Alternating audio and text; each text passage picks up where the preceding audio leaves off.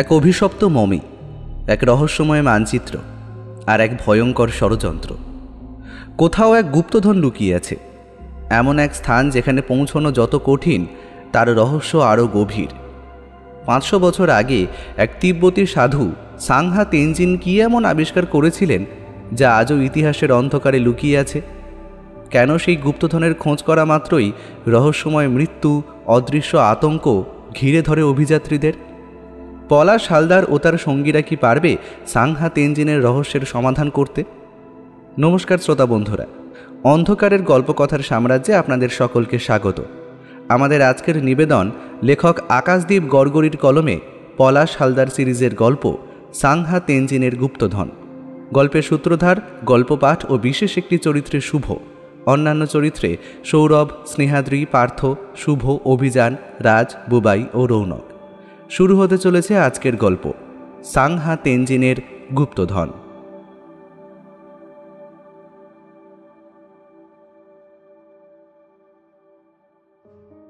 বিজ্ঞান আশীর্বাদ না অভিশাপ, সেই নিয়ে স্কুল জীবনে একটা রচনা পড়েছিলাম। কলেজের ফার্স্ট ইয়ারে ভর্তি হয়ে হারে হারে বুঝতে পারলাম, যত দিন যাচ্ছে অভিশাপের দিকেই বিজ্ঞানের পাল্লা যেন আরও ভারী হচ্ছে। কথাটা বলার একটা কারণ হলো জলবায়ুর পরিবর্তন। মানুষ যে হারে দিনের পর দিন গাছ কেটে চারিদিকে বসতি করে চলেছে, তাতেই অস্বাভাবিক জলবায়ুর পরিবর্তন না হওয়ার অবশ্য কোনো কারণ নেই। গত বছর হাড় কাঁপানো ঠান্ডা পড়েছিল। অন্যান্যবার মার্চ মাস পড়তে না পড়তেই বেশ গরম পড়ে যায়, কিন্তু এই বছর মার্চ মাস পর্যন্ত বেশ ঠান্ডা ছিল।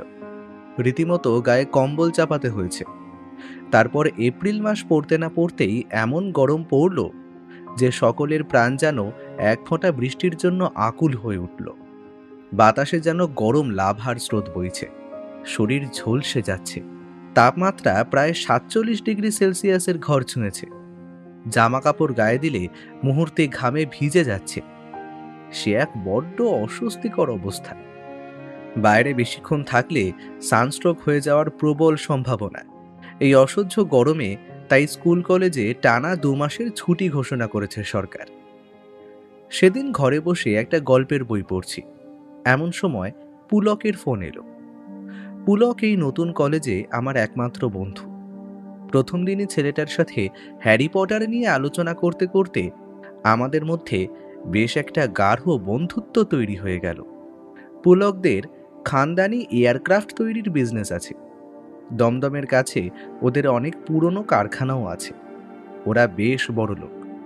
পুলকের বাবা আর জেঠু মিলে বিজনেসটা সামলায়। ওর এক ছোট কাকা আছেন বলে শুনেছি, কিন্তু তিনি বেঙ্গালুরুতে থাকেন। পারিবারিক ব্যবসায় মন নেই, সেখানেই তিনি কি সব রিসার্চ নিয়ে ব্যস্ত থাকেন। বিয়ে করেননি, বাড়ি ফেরেন কালে ভদ্রে। পুলকের বাড়ি গিয়ে তাই এর আগে কোনোদিন ভদ্রলোকের সাথে আলাপ করার সুযোগ হয়নি। যাই হোক, বড় ঘরের ছেলে হয়েও পুলকের স্বভাবে যে লোক দেখানোর বড়াই নেই, সেই ব্যাপারটাই আমাকে সবথেকে বেশি আকর্ষণ করে। পুলকের ফোন মানেই যে কোনো না কোনো একটা চমকপ্রদ খবর থাকবেই, সেটা ধারণা করা আমার কাছে এতদিনে অভ্যেস হয়ে গিয়েছে। ফোনটা কানে লাগিয়ে জিজ্ঞেস করলাম, বল পুলু, কি খবর? খবর তো তোর, রিঙ্কি নাকি তোর কাছে নোটস নিতে চেয়েছে। কলেজে সৌন্দর্যের অহংকারে যে মেয়ের মাটিতে পা পড়ে না, কোনো ছেলের সাথে কথা বলে না, সে হঠাৎ করে তোর থেকে নিজে নোট নিতে চাইছে। ব্যাপারটা কেমন হাইলি সাসপিশিয়াস না? আরে দূর, তুই না, সেসব কিচ্ছু না। রিঙ্কিরা তো আমাদের পাশের পাড়ায় থাকে। ওর বাবা আমার বাবার ক্লাসমেট ছিল, সেই সূত্রেই অল্প বিস্তর চেনা জানা আছে। তুই যা ভাবছিস মোটেই তাই নয়। তা সে যাই হোক, কিন্তু তুই কি আজ সন্ধ্যেতে ফ্রি থাকবি? তাহলে কষ্ট করে তোর এই বন্ধুর বাড়িতে একটু পায়ের ধুলো দিতে বলতাম আর কি।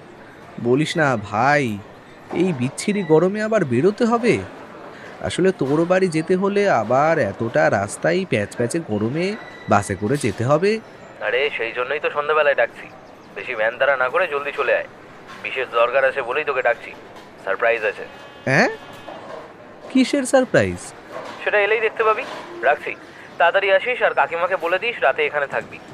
পুলক এত জোরাজুরি করতে শুরু করলো, আর বেশি না করতে পারলাম না। এমনিতেই পুলকের বাড়িতে এর আগে আমি বার দুই গিয়ে রাত্রি যাপন করেছি, তাই আজও রাতে ওর বাড়িতে থাকবো শুনে মা বিশেষ বারণ করল না। তবে সেখানে পুলক আমার জন্য যে কী সারপ্রাইজ রেডি করেছে সেটা জানার জন্য মনটা কেমন চ্যাং মাছের মতো তিরিং বিরিং করছিল। বিকেলে বাস ধরে যখন পুলকদের বাড়ির কাছের বাস স্ট্যান্ডে পৌঁছলাম, তখন ধীরে ধীরে চারিদিকে সন্ধে নামতে শুরু করেছে। তবু গরম একটুও কমেনি। হাঁসফাঁস করতে করতে পুলকদের বাড়িতে পৌঁছতে না পৌঁছতেই ঘেমে একেবারে স্নান করে গেলাম। মা টাকা দিয়েছিল। যাওয়ার পথে মিষ্টির দোকান থেকে রসগোল্লা আর কোল্ড ড্রিঙ্কসের বোতল কিনে দরজায় পৌঁছে বেল বাজালাম। পুলকই দরজা খুলে দিল, হেসে বলল, বাবা, সারপ্রাইজের টানে যে একেবারে পাংচুয়াল হয়ে গেছিস দেখছি। আয় ভেতরে। কাকিমা মানে পুলকের মা আমাকে খুব খাতির করে বসতে বললেন। প্রীতম কাকু মানে পুলকের বাবা এখনও কারখানা থেকে ফেরেননি। নিচে ড্রয়িং রুমে বসে কিছুক্ষণ কথাবার্তা বলার পর পুলক আমাকে নিয়ে সোজা চলে এলো ওপরে ওর রুমে। দেখলাম ঘর সংলগ্ন বারান্দাটা জুড়ে ছোট ছোট টবে অনেকগুলো ইনডোর প্লান্ট লাগিয়েছে পুলক। এসি ঘরটায় ঢুকতে ধরে যেন প্রাণ ফিরল। কিন্তু ঘরে ঢুকতে গিয়েই হঠাৎ থমকে গেলাম আমি। আরে, ঘরের মধ্যে ওটা কি একজন খাটে শুয়ে আছে না? হাতে ধরা বইটা মুখের ওপর আড়াল করা রয়েছে বলে মুখটা দেখতে পাচ্ছি না। পুলক হেসে বলল, আয় শিবু, আলাপ করিয়ে দিই। আমার ছোট কাকা পলাশ হালদার। আর ছোটকা, এই হলো আমার সেই বন্ধু শিবু, মানে শিবপ্রসাদ চ্যাটার্জি, যার কথা তোমাকে সেদিন আমি বলছিলাম। ইতিহাসে খুব মাথা ভালো, জানো তো। আমাদের ক্লাসে স্যার ম্যাডামদের সব থেকে প্রিয় ছাত্র। পুলকের ছোট কাকা মানে পলাশ কাকা আমার সাথে হাত মিলিয়ে বললেন, আরে বসো বসো শিবু, তোমার কথা পুলুর মুখে অনেক শুনেছি। কলেজে তুমি তোর বেস্ট ফ্রেন্ড, ব্রিলিয়ান্ট স্টুডেন্ট তো। শুনেছি এইচএসে নাকি ইতিহাসে খুব ভালো মার্কস পেয়েছিলে। ওই আর কি, পুলুটা একটু বাড়িয়েই বলেছে। তবে হ্যাঁ, ইতিহাস নিয়ে আমার ছোট থেকেই বেশ একটা ইন্টারেস্ট আছে, স্পেশালি ভারতের ইতিহাস। বাহ, ব্রাভো! এরকম কনফিডেন্ট কোম্পানিয়নে তো আমার প্রয়োজন। নয়তো সত্যি বলতে কি, আজকাল ছেলে মেয়েদের মধ্যে ধৈর্য জিনিসটা একরকম কমেই গেছে। ইতিহাস নিয়ে সেই লেভেলের আগ্রহটা খুব একটা আজকাল আর কারোর মধ্যে দেখা যায় না। পলাশ কাকুর বয়স এই মেরে কেটে 30 থেকে 35-এর মধ্যেই হবে। ফর্সা আর লম্বা ছিপছিপে চেহারা, মুখে ফ্রেঞ্চ কাট দাড়ি, নাকের নিচে আবার একটা বেশ বড় সাইজের একটা জড়ুল, চোখে একটা কালো ফ্রেমের চশমা। আমি খাটের একপাশে বসে হেসে বললাম, আপনার কথা তো পুলুর মুখে অনেক শুনেছি। শিবু, তোমার বন্ধুর কাকা মানে আমি তো তোমারও কাকা। আমাকে আপনি বলে ডেকো না, বড্ড ফর্মাল লাগে। আপত্তি না থাকলে ছোটকা বলেই ডাকতে পারো। তা আমার নামে পুলু কি বলেছে, সুনাম না দুর্নাম? ছোটবেলায় তো ওকে কম জ্বালায়নি। ফ্যামিলির মধ্যে একমাত্র পুলুর সাথেই আমার বয়সের ডিফারেন্সটা কাছাকাছি, তাই ওর সাথেই আমার বন্ধুত্ব সবচেয়ে বেশি। আর ওর পেছনেও লাগে সব থেকে বেশি, বুঝলে? না না ছোটকা, পুলু তো মানে তোমার সম্পর্কে অনেক সুখ্যাতি করে। ইতিহাসের ওপর কি নিয়ে যেন একটা রিসার্চ করছো বলছিল। তাছাড়া তোমার নাকি ট্রেজার হান্টেরও নেশা আছে। ও বাবা, সেসবও বলে দিয়েছে নাকি? হ্যাঁ, তা অবশ্য খুব ভুল কিছু বলেনি। আমি বেঙ্গালুরুতে একটা কলেজে হিস্ট্রির গেস্ট লেকচারার। তবে ইতিহাসের অজানা অচেনা দিকগুলো নিয়ে রিসার্চ করে এক্সপ্লোর করাটাই আমার মেন নেশা। সেই সব করতে গিয়েই তো কয়েকবার ওই ট্রেজার হান্টের সাথে জড়িয়ে পড়তে হয়েছে। যাকে সেসব গল্প বরং রাতে শোনাবো। তা তুমি আজ রাতটা থাকছো তো? আচ্ছা পুলু, তুই কি একটা সারপ্রাইজ নিয়ে কথা বলছিলি, কি সেটা? একটা প্রস্তাব আছে। তুই যদি রাজি থাকিস তাহলে আমাদের কোম্পানি দিতে আশা করি তোর সমস্যা হবে না। কোম্পানি দিতে মানে? কিসের কোম্পানি? সেটা ছোটকাই খুলে বলুক নাকি? ও ছোটকা, তুমি বলো। শিউটা দেখছি বড্ড অস্থির হয়ে উঠেছে। আসলে কাজের চাপে বেঙ্গালুরু ছেড়ে বেরোনো খুব একটা সময় পাই না, কিন্তু এবারে এখানে এসেছি একটা বিশেষ প্রয়োজনে। বলা ভালো, আমার রিসার্চের ব্যাপারেই একটা অতি গুরুত্বপূর্ণ কারণে এখানে আসা। কিসের রিসার্চ করছো? মানে ইতিহাসের কোন দিকটা? ইজিপ্টের ইতিহাস, মামিফিকেশন নিয়ে আমি সম্প্রতি একটা রিসার্চ শুরু করেছি। আচ্ছা শিবু, তোমার তো এসব ব্যাপারে বেশ ইন্টারেস্ট আছে। তুমি এমবামিং কি জানো? জানি তো। ওই তো ডেড বডিতে ফরমালিন দিয়ে রাখার পদ্ধতি, যাতে মৃতদেহ পচে না যায়, তাই তো? Excellent Shibu, excellent. তো এই এমবামিং পদ্ধতিতেই মিশরীয়রা ডেড বডিগুলোকে হাজার হাজার বছর ধরে অবিকৃত রেখে দিত। যদিও প্রসেসটা এমবামিংয়ের মতো হলেও প্রাচীন মিশরে কিন্তু ব্যাপারটা একদম সহজ ছিল না। আচ্ছা শিবু, ইজিপ্টে প্রথম কার মমি তৈরি হয়েছিল বলতে পারবে? পড়েছিলাম, কিন্তু ঠিক মনে আসছে না। ওসাইরাসের কি? হ্যাঁ, একদম ঠিক। তার ভাই সেত দেবতা ওসাইরাসকে খুন করার পর দেহটাকে টুকরো টুকরো করে মিশরের চারিদিকে ছড়িয়ে দিয়েছিলেন। এরপর ওসাইরাসের স্ত্রী আইসিস পরে একে একে তার সমস্ত দেহখণ্ড জোগাড় করলেন চিলের রূপ ধরে। তারপর মৃতদেহের টুকরোগুলো পরপর জোড়া লাগালেন। সব শেষে কাজ শেষ হলে আনুবিসের উপর ভার পড়ল ওসাইরাসের মমি বানানো। আনুবিস মানে Egyptian god of the death, ফেলুদার গল্পের সেই শিয়াল দেবতা? একদম তাই, উনিই তো মামিফিকেশনের দেবতা। আচ্ছা বলো তো, ইজিপশিয়ানরা বিশ্বাস করে একটা মানুষের 3 ধরনের আত্মা থাকে, সেগুলো কি কি? আমার এটা জানা ছিল না, কিন্তু দেখলাম এবার পুলো কি উত্তর দিল।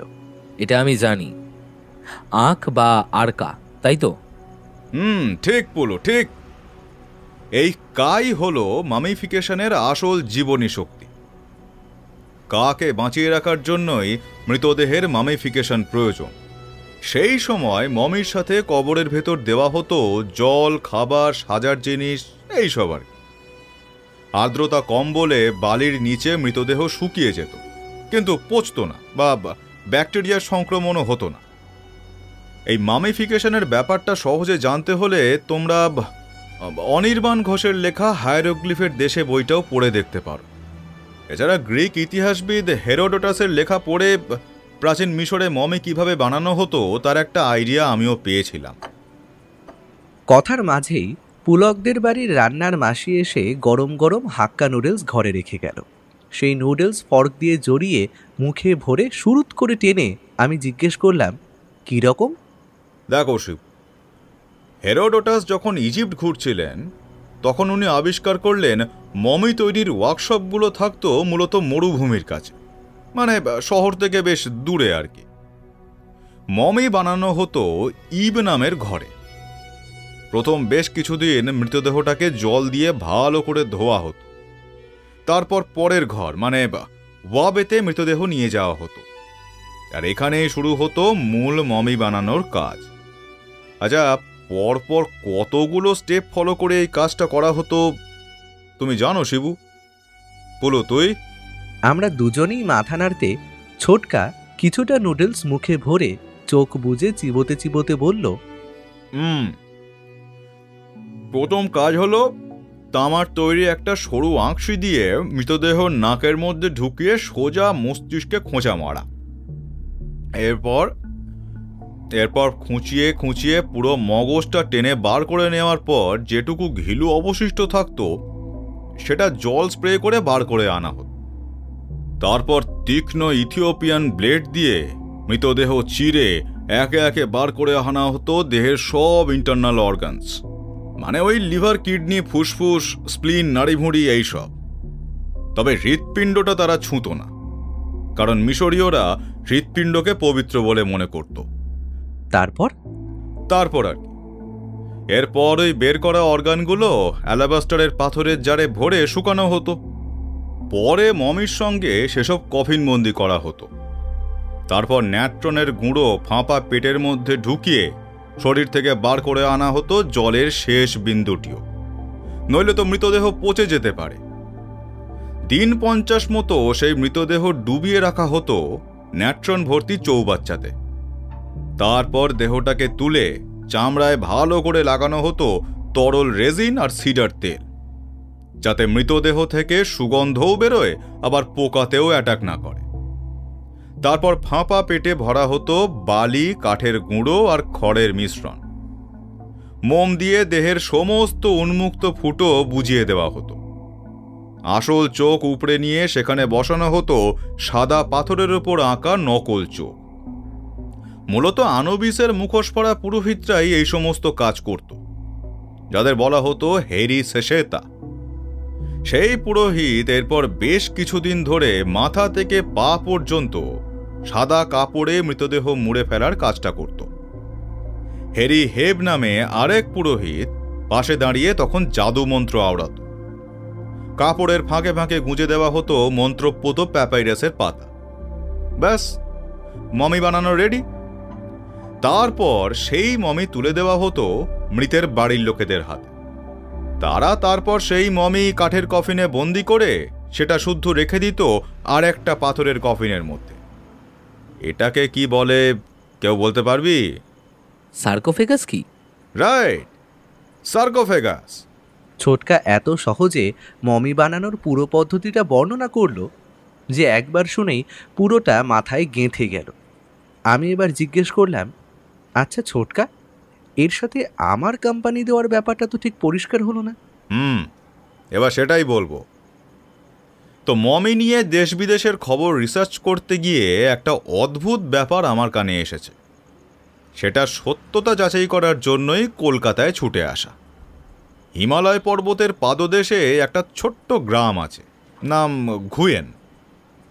সেই গ্রামে সেলফ মামিফিকেশনের অদ্ভুত পদ্ধতির কথা আমি শুনেছি। এই গ্রামেই নাকি সংরক্ষিত আছে প্রায় 500 বছর আগের এক মমি। বলো কি ছোটকা, কার মমি? 1500 শতকের বিখ্যাত বৌদ্ধ ভিক্ষুক সাংহা তেনজিনের মমি। এখন সেটা দেখার লোভ আমি সামলাতে পারিনি। ব্যাপারটা নিয়ে আরেকটু ডিটেলসে পড়াশোনা করার জন্য আমি আসলে ওই গ্রামে গিয়ে কটা দিন কাটাতে চাই। আমার ইচ্ছে পুলু আর তুমি আমাকে কোম্পানি দাও। আমি প্রচণ্ড অবাক হয়ে ছোটকার মুখের দিকে তাকিয়ে বললাম, আমি তো বিশেষ কিছুই জানি না এই ব্যাপারে। আর তাছাড়া এখন অত খরচাপাতি করা তো। আরে শিবু, আমি কি তোমার কাছে টাকা চেয়েছি নাকি? শুধু সঙ্গ দিতে বলেছি। তোমাদের পাহাড়ে ঘুরতে নিয়ে যাওয়ার খরচপাতি যা হবে সব দায়িত্ব আমার। ছোটকা যখন আমাকে ঘুয়েন যাওয়ার প্রস্তাবটা দিল, তখন আমার তোর কথাই মাথায় এলো। চল না শিবু, ঘুরে আসি। এই বিচ্ছিরি গরমের হাত থেকে রক্ষা পেতে এখন একমাত্র পাহাড়ি ভরসা। গরমের ছুটির সদ্গতি করার মোক্ষম উপায়। কয়েকদিনেরই তো ব্যাপার। কবে যাবে ভাবছো? তোরা রেডি থাকলেই বেরিয়ে পড়া যাবে। এই ধর সামনের উইকে। ততদিনে টিকিট কাটার ব্যবস্থা আমি করে নেব। আমার এক চেনা বন্ধু আছে এয়ারলাইন্সে, বললে তৎকালীন 3টে টিকিটের ব্যবস্থা সে করে দেবে। উত্তম প্রস্তাবটা অবশ্য আমারও বেশ মনে ধরেছিল। এই ভ্যাপসা গরমে কলকাতায় বসে সেদ্ধ হওয়ার থেকে পাহাড়ের ঠান্ডার শরণাপন্ন হওয়া অনেক আরামপ্রদ। তাছাড়া ওই 500 বছরের পুরনো সাংহা তেনজিনের মমিটা দেখার জন্য মনটা বেশ আনচান করছে, তা বুঝতে পারলাম। কিন্তু তাও মুখে বললাম, কিন্তু এভাবে হুট করে তো কিছু কথা দিতে পারবো না ছোটকা। বাড়িতে তো কিছু জানায়নি, বাবা পারমিশন দেবে কিনা তাও তো জানি না। সেসব নিয়ে তোকে ভাবতে হবে না। কাকু কাকিমাকে বুঝিয়ে রাজি করানোর দায়িত্ব আমার। দরকার হলে ছোটকাই কথা বলে নেবে। শুধু তুই বল, তুই রাজি কিনা। এরপর তো না বলার আর কোনো কারণই থাকে না। হেসে বললাম, আমি তো রাজি। বাকি দেখ, বাড়িতে কথা বলে যদি তুই ম্যানেজ করতে পারিস। এরপর অবশ্য এই পারমিশনের ব্যাপারটা নিয়ে আর বিশেষ কিছু বেগ পেতে হয়নি। পুলকের ছোটকা মানে পলাশ কাকা আমার বাবাকে ফোন করে পারমিশন আদায় করে নিল। আমার বাবা চিরকালই খোলা মনের মানুষ। কাজের প্রয়োজনে বাবাও সারা জীবন দেশ বিদেশের অনেক জায়গায় ঘুরেছে। বাবার ইচ্ছে আমি তার মতোই নানা জায়গায় ঘুরে অভিজ্ঞতা অর্জন করি। কেবল আমার মা প্রথম দিকে একটু আপত্তি করেছিল ঠিকই, কিন্তু পুলকের ছোটকার সঙ্গে যাচ্ছে শুনে শেষ পর্যন্ত মাও রাজি হয়ে গেল। মনে মনে আমার ভীষণ আনন্দ হচ্ছিল। এই প্রথম পুলকদের সাথে দূরে ঘুরতে যাচ্ছি, তাও আবার অচেনা এক পাহাড়ি গ্রামে। খুব কম সময়ের মধ্যেই ব্যাগপত্র গুছিয়ে রেডি করে ফেললাম। পুলকের ছোটকা তার বন্ধুর সাহায্যে খুব অল্প সময়ের মধ্যেই 3টে প্লেনের টিকিটের ব্যবস্থা করে ফেলল। সেদিন রাতে পুলকের খাটে শুয়ে ছোটকার মুখে গুপ্তধন উদ্ধারের অ্যাডভেঞ্চার কাহিনী শুনতে শুনতে কখন যে ঘুমিয়ে পড়েছিলাম টেরই পাইনি। দেখতে দেখতে আমাদের রওনা হওয়ার দিন এসে পড়ল। আগের দিন রাতে ব্যাগপত্র গুছিয়ে আমি সোজা হাজির হয়ে গেলাম পুলকের বাড়িতে। পরদিন সকালের ফ্লাইট। গোটা রাত উত্তেজনায় ভালো করে আর ঘুমোতেই পারলাম না। পুলক একটা নতুন DSLR ক্যামেরা কিনেছে, সেটা দিয়ে দুর্দান্ত ছবি ওঠে। বাকি রাতটা আমরা 3 জন ঘোরাঘুরির প্ল্যান আলোচনা করেই কাটিয়ে দিলাম। তারপর সকাল হতেই ট্যাক্সি নিয়ে বেরিয়ে সোজা হাজির হলাম দমদমের নেতাজি সুভাষচন্দ্র বোস ইন্টারন্যাশনাল এয়ারপোর্টে। আমাদের গন্তব্য চণ্ডীগড় এয়ারপোর্ট। এখান থেকে হিমাচল প্রদেশের স্পিতি ভ্যালি যাওয়ার রাস্তাটা কাছাকাছি পড়বে। আমার আর পুলকের পাশাপাশি সিট পড়েছিল। বহু বছর পর আমি দ্বিতীয়বার প্লেনে চাপলাম। প্রথমবার চেপেছিলাম মা বাবার সাথে আন্দামান যাওয়ার সময়। মনটা বেশ ফুরফুরে হয়ে গেল। ছোটকার সিট পড়েছে আমাদের ঠিক পিছনে। যথাসময় প্লেন রানওয়ে ছেড়ে শব্দ করে ডানা মেলে উড়ে গেল আকাশে।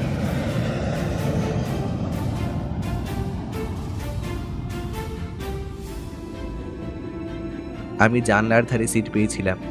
সেখান থেকে নিচের দৃশ্য দেখতে মন্দ লাগছিল না। সাদা সাদা পেঁজা তুলোর মতো মেঘ কেটে উড়ে চলেছি আমরা। নিচে দেশলাই বাক্সের মতো ছোট ছোট ঘরবাড়িগুলো একটু পরেই মিলিয়ে গেল। আমরা উড়ে চললাম দিগন্ত বিস্তৃত এলাকার উপর দিয়ে। ছোটকা মন দিয়ে একটা বই পড়ছিল। ছোটকার পাশেই বসেছে একটা মোটা গোঁফওয়ালা হোমরা চোমরা লোক। বয়স আন্দাজ 50 হবে। চেহারা রাশভারী হলে কি হবে, ভদ্রলোক বেশ মিশুকে। মুখে সব সময় লেগে রয়েছে একটা হাসির রেখা। চমৎকার বাংলা বলেন। কিছুক্ষণের মধ্যেই ছোটকার সাথে বেশ ভাব জমিয়ে ফেললেন। তারপর ছোটকা আমাদের সাথে ভদ্রলোককে আলাপ করিয়ে দিল। ভদ্রলোকের নাম মহাদেব রায়না, থাকেন দিল্লিতে। কাজের প্রয়োজনে কলকাতায় এসেছিলেন, এখন ফিরে যাচ্ছেন হিমাচলে। আমাদের হোটেলের থেকে কিছু দূরের একটা লজে উঠেছেন তিনি। কথায় কথায় জানতে পারলাম উনি একজন নামকরা রাইটার। ইনসাইডার ছদ্মনামে ইংরেজিতে লেখালেখি করেন। ছোটকা হেসে বলল, ও বাবা, আপনি তো বিখ্যাত লোক মশাই। আমি আপনার লেখা বেশ কিছু বই পড়েছি। স্পেশালি ওই ছোট ছোট পাহাড়ি গ্রামের মানুষদের জীবনযাত্রা নিয়ে লেখা নন ফিকশন বইটা আমার তো খুবই ভালো লেগেছিল। আপনার সাথে আলাপ হয়ে খুব ভালো লাগলো।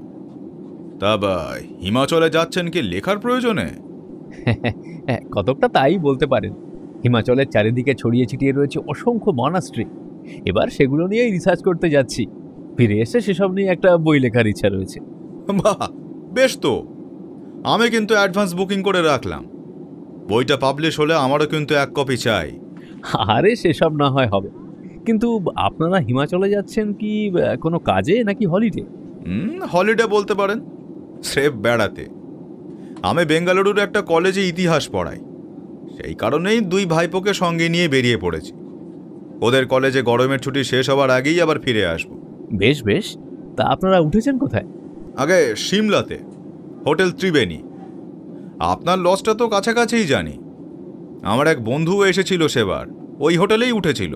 বাহ, তাহলে তো বেশ ভালোই হলো। তথ্য সংগ্রহ করার জন্য আমাকেও তো লোকালিটিটা একটু ঘুরে দেখতে হবে। এর আগে আমি 3 বার হিমাচলে এসেছি বুঝলেন, কিন্তু বিশ্বাস করুন পাহাড়ি এলাকায় এমন গরম এর আগে কোনো বছর পড়েনি। সব ওই গ্লোবাল ওয়ার্মিংয়ের এফেক্ট। যাই হোক, আপত্তি না থাকলে আপনাদের ইটিনারি প্ল্যানটা শেয়ার করতে পারেন।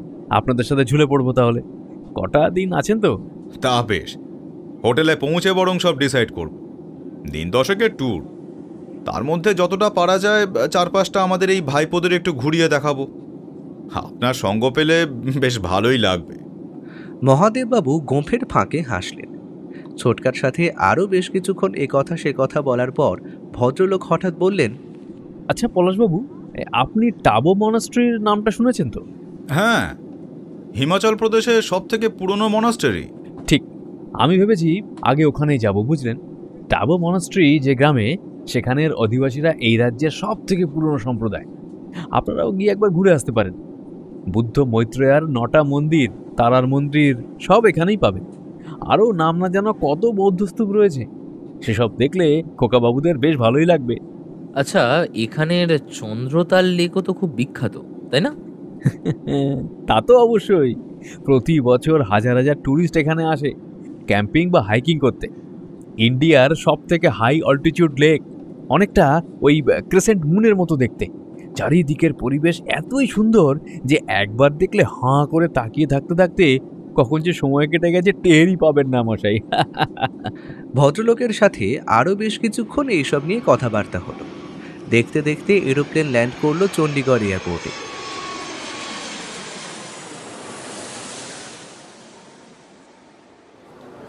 এয়ারপোর্ট থেকে বেরিয়ে অবশ্য মহাদেব বাবুকে আর কোথাও দেখতে পেলাম না। ছোটকা জিভ কেটে বলল, ওই যা, ভদ্রলোকের থেকে ফোন নম্বরটা তো নেওয়া হলো না। উনি তো কাছেই একটা লজে উঠেছেন, সময় হলে নিজেই এসে না হয় দেখা করে নেবেন।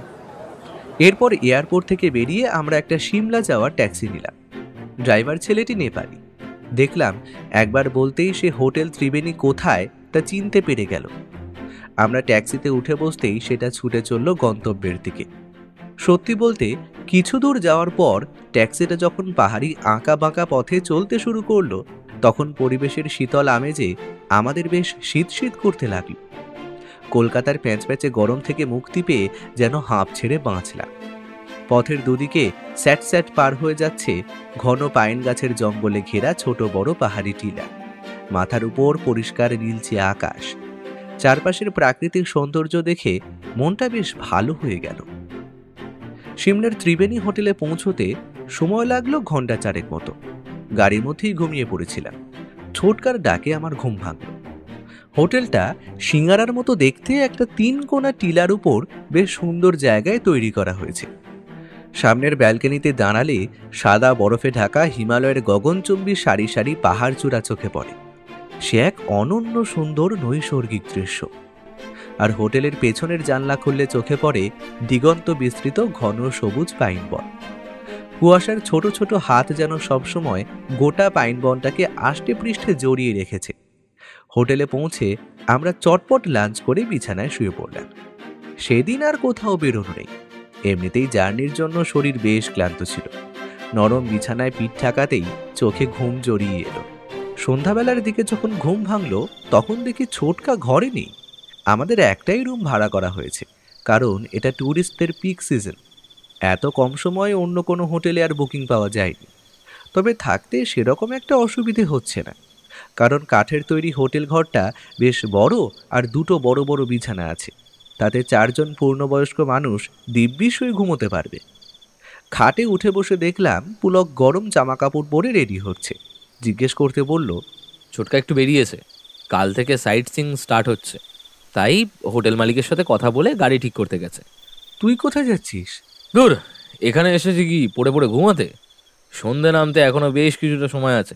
চল পেছনের পাইন বনটা থেকে একটু ঘুরে আসি, দেখি যদি কয়েকটা ভালো ছবি তুলতে পারি। চল তাহলে।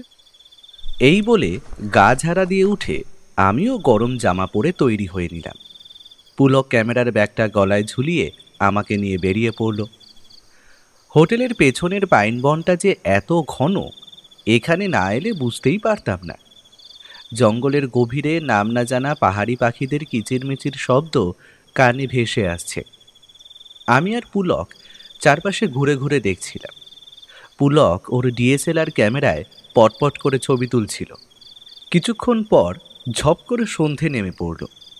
পাহাড়ে বোধহয় এভাবেই সন্ধে নামে। চারপাশে অন্ধকার নেমে আসার সঙ্গে সঙ্গে তাপমাত্রাও যেন আরও কয়েক ডিগ্রি লাফিয়ে নেমে পড়ল। শোঁ শোঁ করে পাহাড়ি হাওয়া বইছে। সেই বরফের মতো ঠান্ডা হাওয়া যেন আঁশবটির মতো গাল চিরে দিচ্ছে। পুলক মুখে একটা বিরক্তির শব্দ করে বলল, আলো পড়ে গেল, চল ফিরি। হ্যাঁ, এখানে বড্ড শীত করছে, চল দেখি ছোটকা ফিরল কিনা। পাইন বনের সীমানা টপকে আমরা যখন হোটেলে পা দিলাম, দূরে তাকিয়ে দেখি পাহাড়ের গায়ে অন্ধকারে টুনি বাল্বের মতো জ্বলছে পাহাড়ি বসতির হলুদ সাদা আলো। মাথার উপর তারাদের যেন মেলা বসেছে। বড্ড সুন্দর সে দৃশ্য। রুমে ফিরে দেখলাম ছোটকা তখনও ফেরেনি।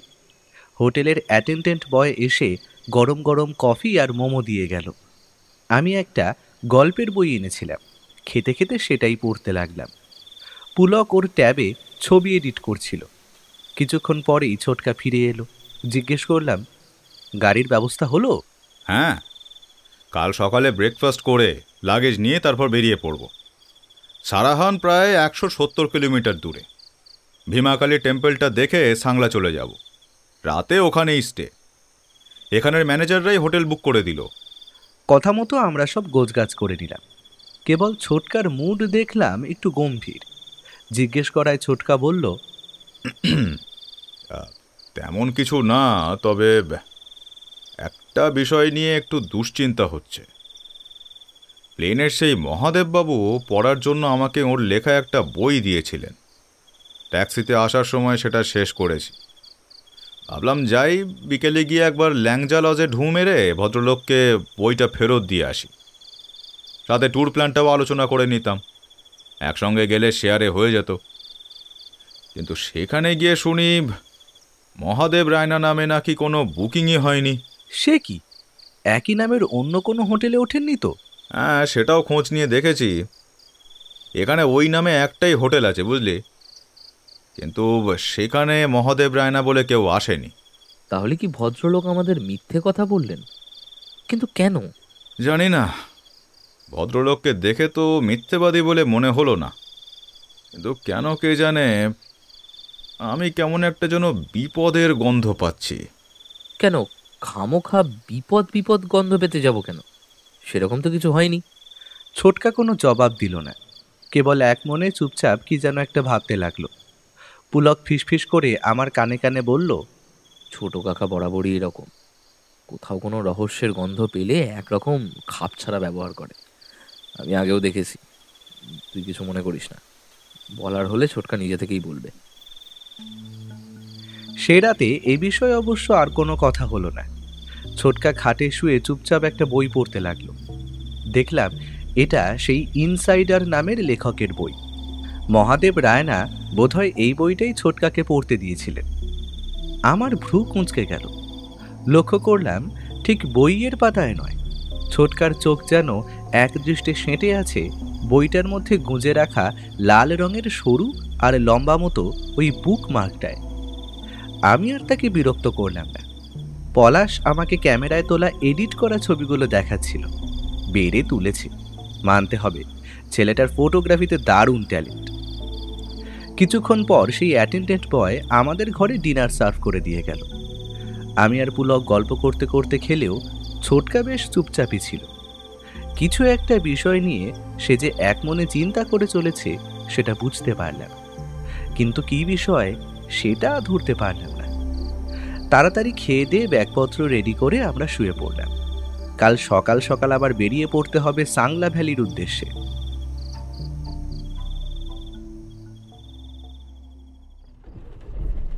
হিমাচল প্রদেশের সারাহান সমুদ্রপৃষ্ঠ থেকে প্রায় 2165 মিটার উঁচুতে অবস্থিত। গাড়িতে চড়ে আঁকা বাঁকা পাহাড়ি রাস্তা ধরে আমরা চারিদিকে পাহাড় ঘেরা সৌন্দর্যের অপরূপ শোভা দেখতে দেখতে চলেছি। পাহাড়ের বুক চিরে গড়ে উঠেছে খুদে খুদে সব কাঠের বাড়ি। মাথার কিছুটা উপরেই সাদা কুয়াশার মতো জমাট বাঁধা মেঘের দল আমাদের সাথে সাথে চলেছে। পাহাড়ের এত ওপরে মুক্ত বাতাসে শ্বাস নিতে পারার একটা আলাদাই আরাম আছে। ছোটকা একটা বিশেষ বরফাচ্ছাদিত পাহাড়ের চূড়ার দিকে হাত দেখিয়ে বলল, ওই যে দূরে ওই যে চূড়াটা দেখা যাচ্ছে, ওটা শ্রীখণ্ড মহাদেবের স্নোটপ। কি অদ্ভুত সুন্দর দেখতে লাগছে সেই চূড়া। কাঁচা সোনা রোদ মেখে ধবধবে সাদা বরফের চূড়া যেন সোনা মাখা চকচকে হলদে দাঁত বার করে হাসছে। পুলক ক্যামেরায় চট করে বেশ কয়েকটা ছবি তুলে নিল। আরও বেশ কিছু দূর এগিয়ে এসে গাড়ির ড্রাইভার কুঞ্জুম নর্গে আমাদের ভীমা কালী টেম্পলের সামনে নামিয়ে দিল।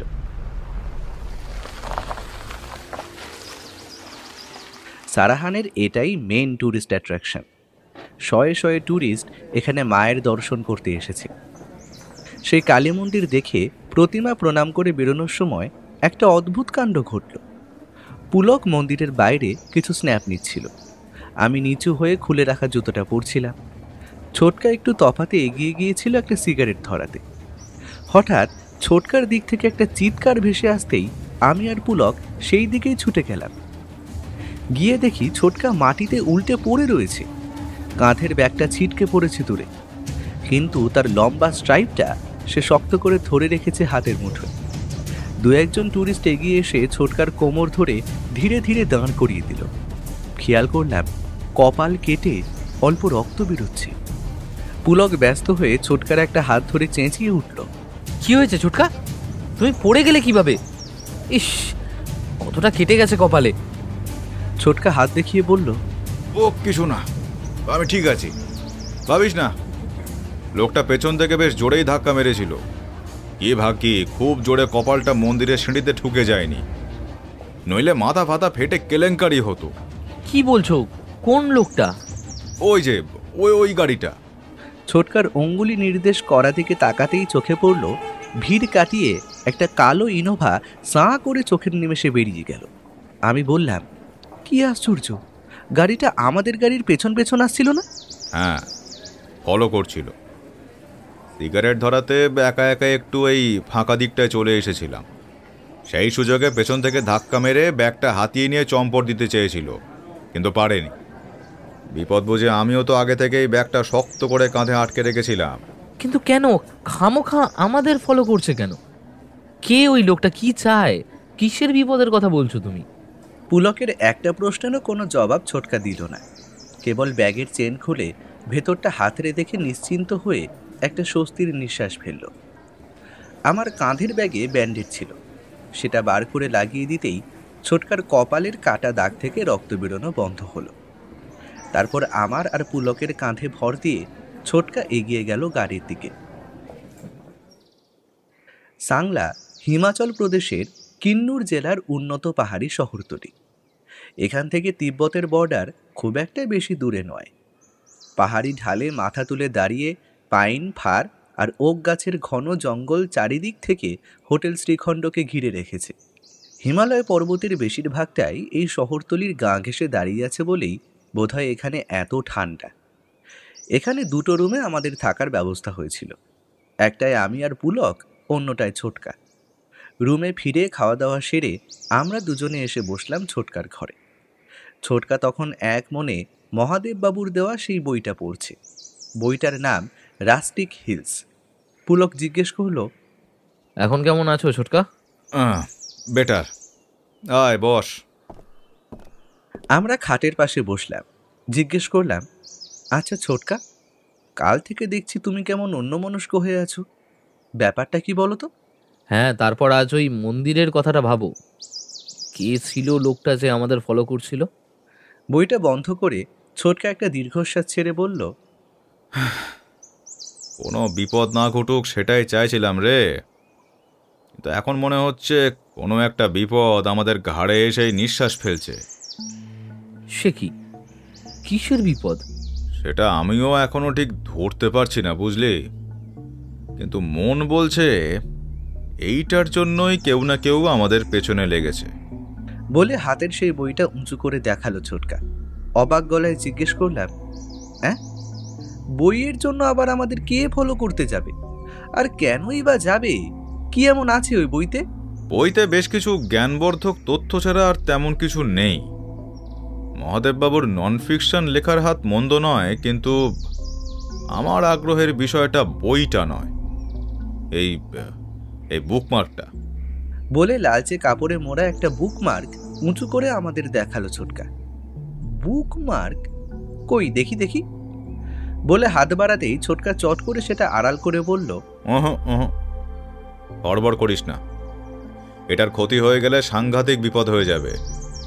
এটা যে সে বুকমার্ক নয়, বর্তমান সময়ে এর মূল্য অঢেল।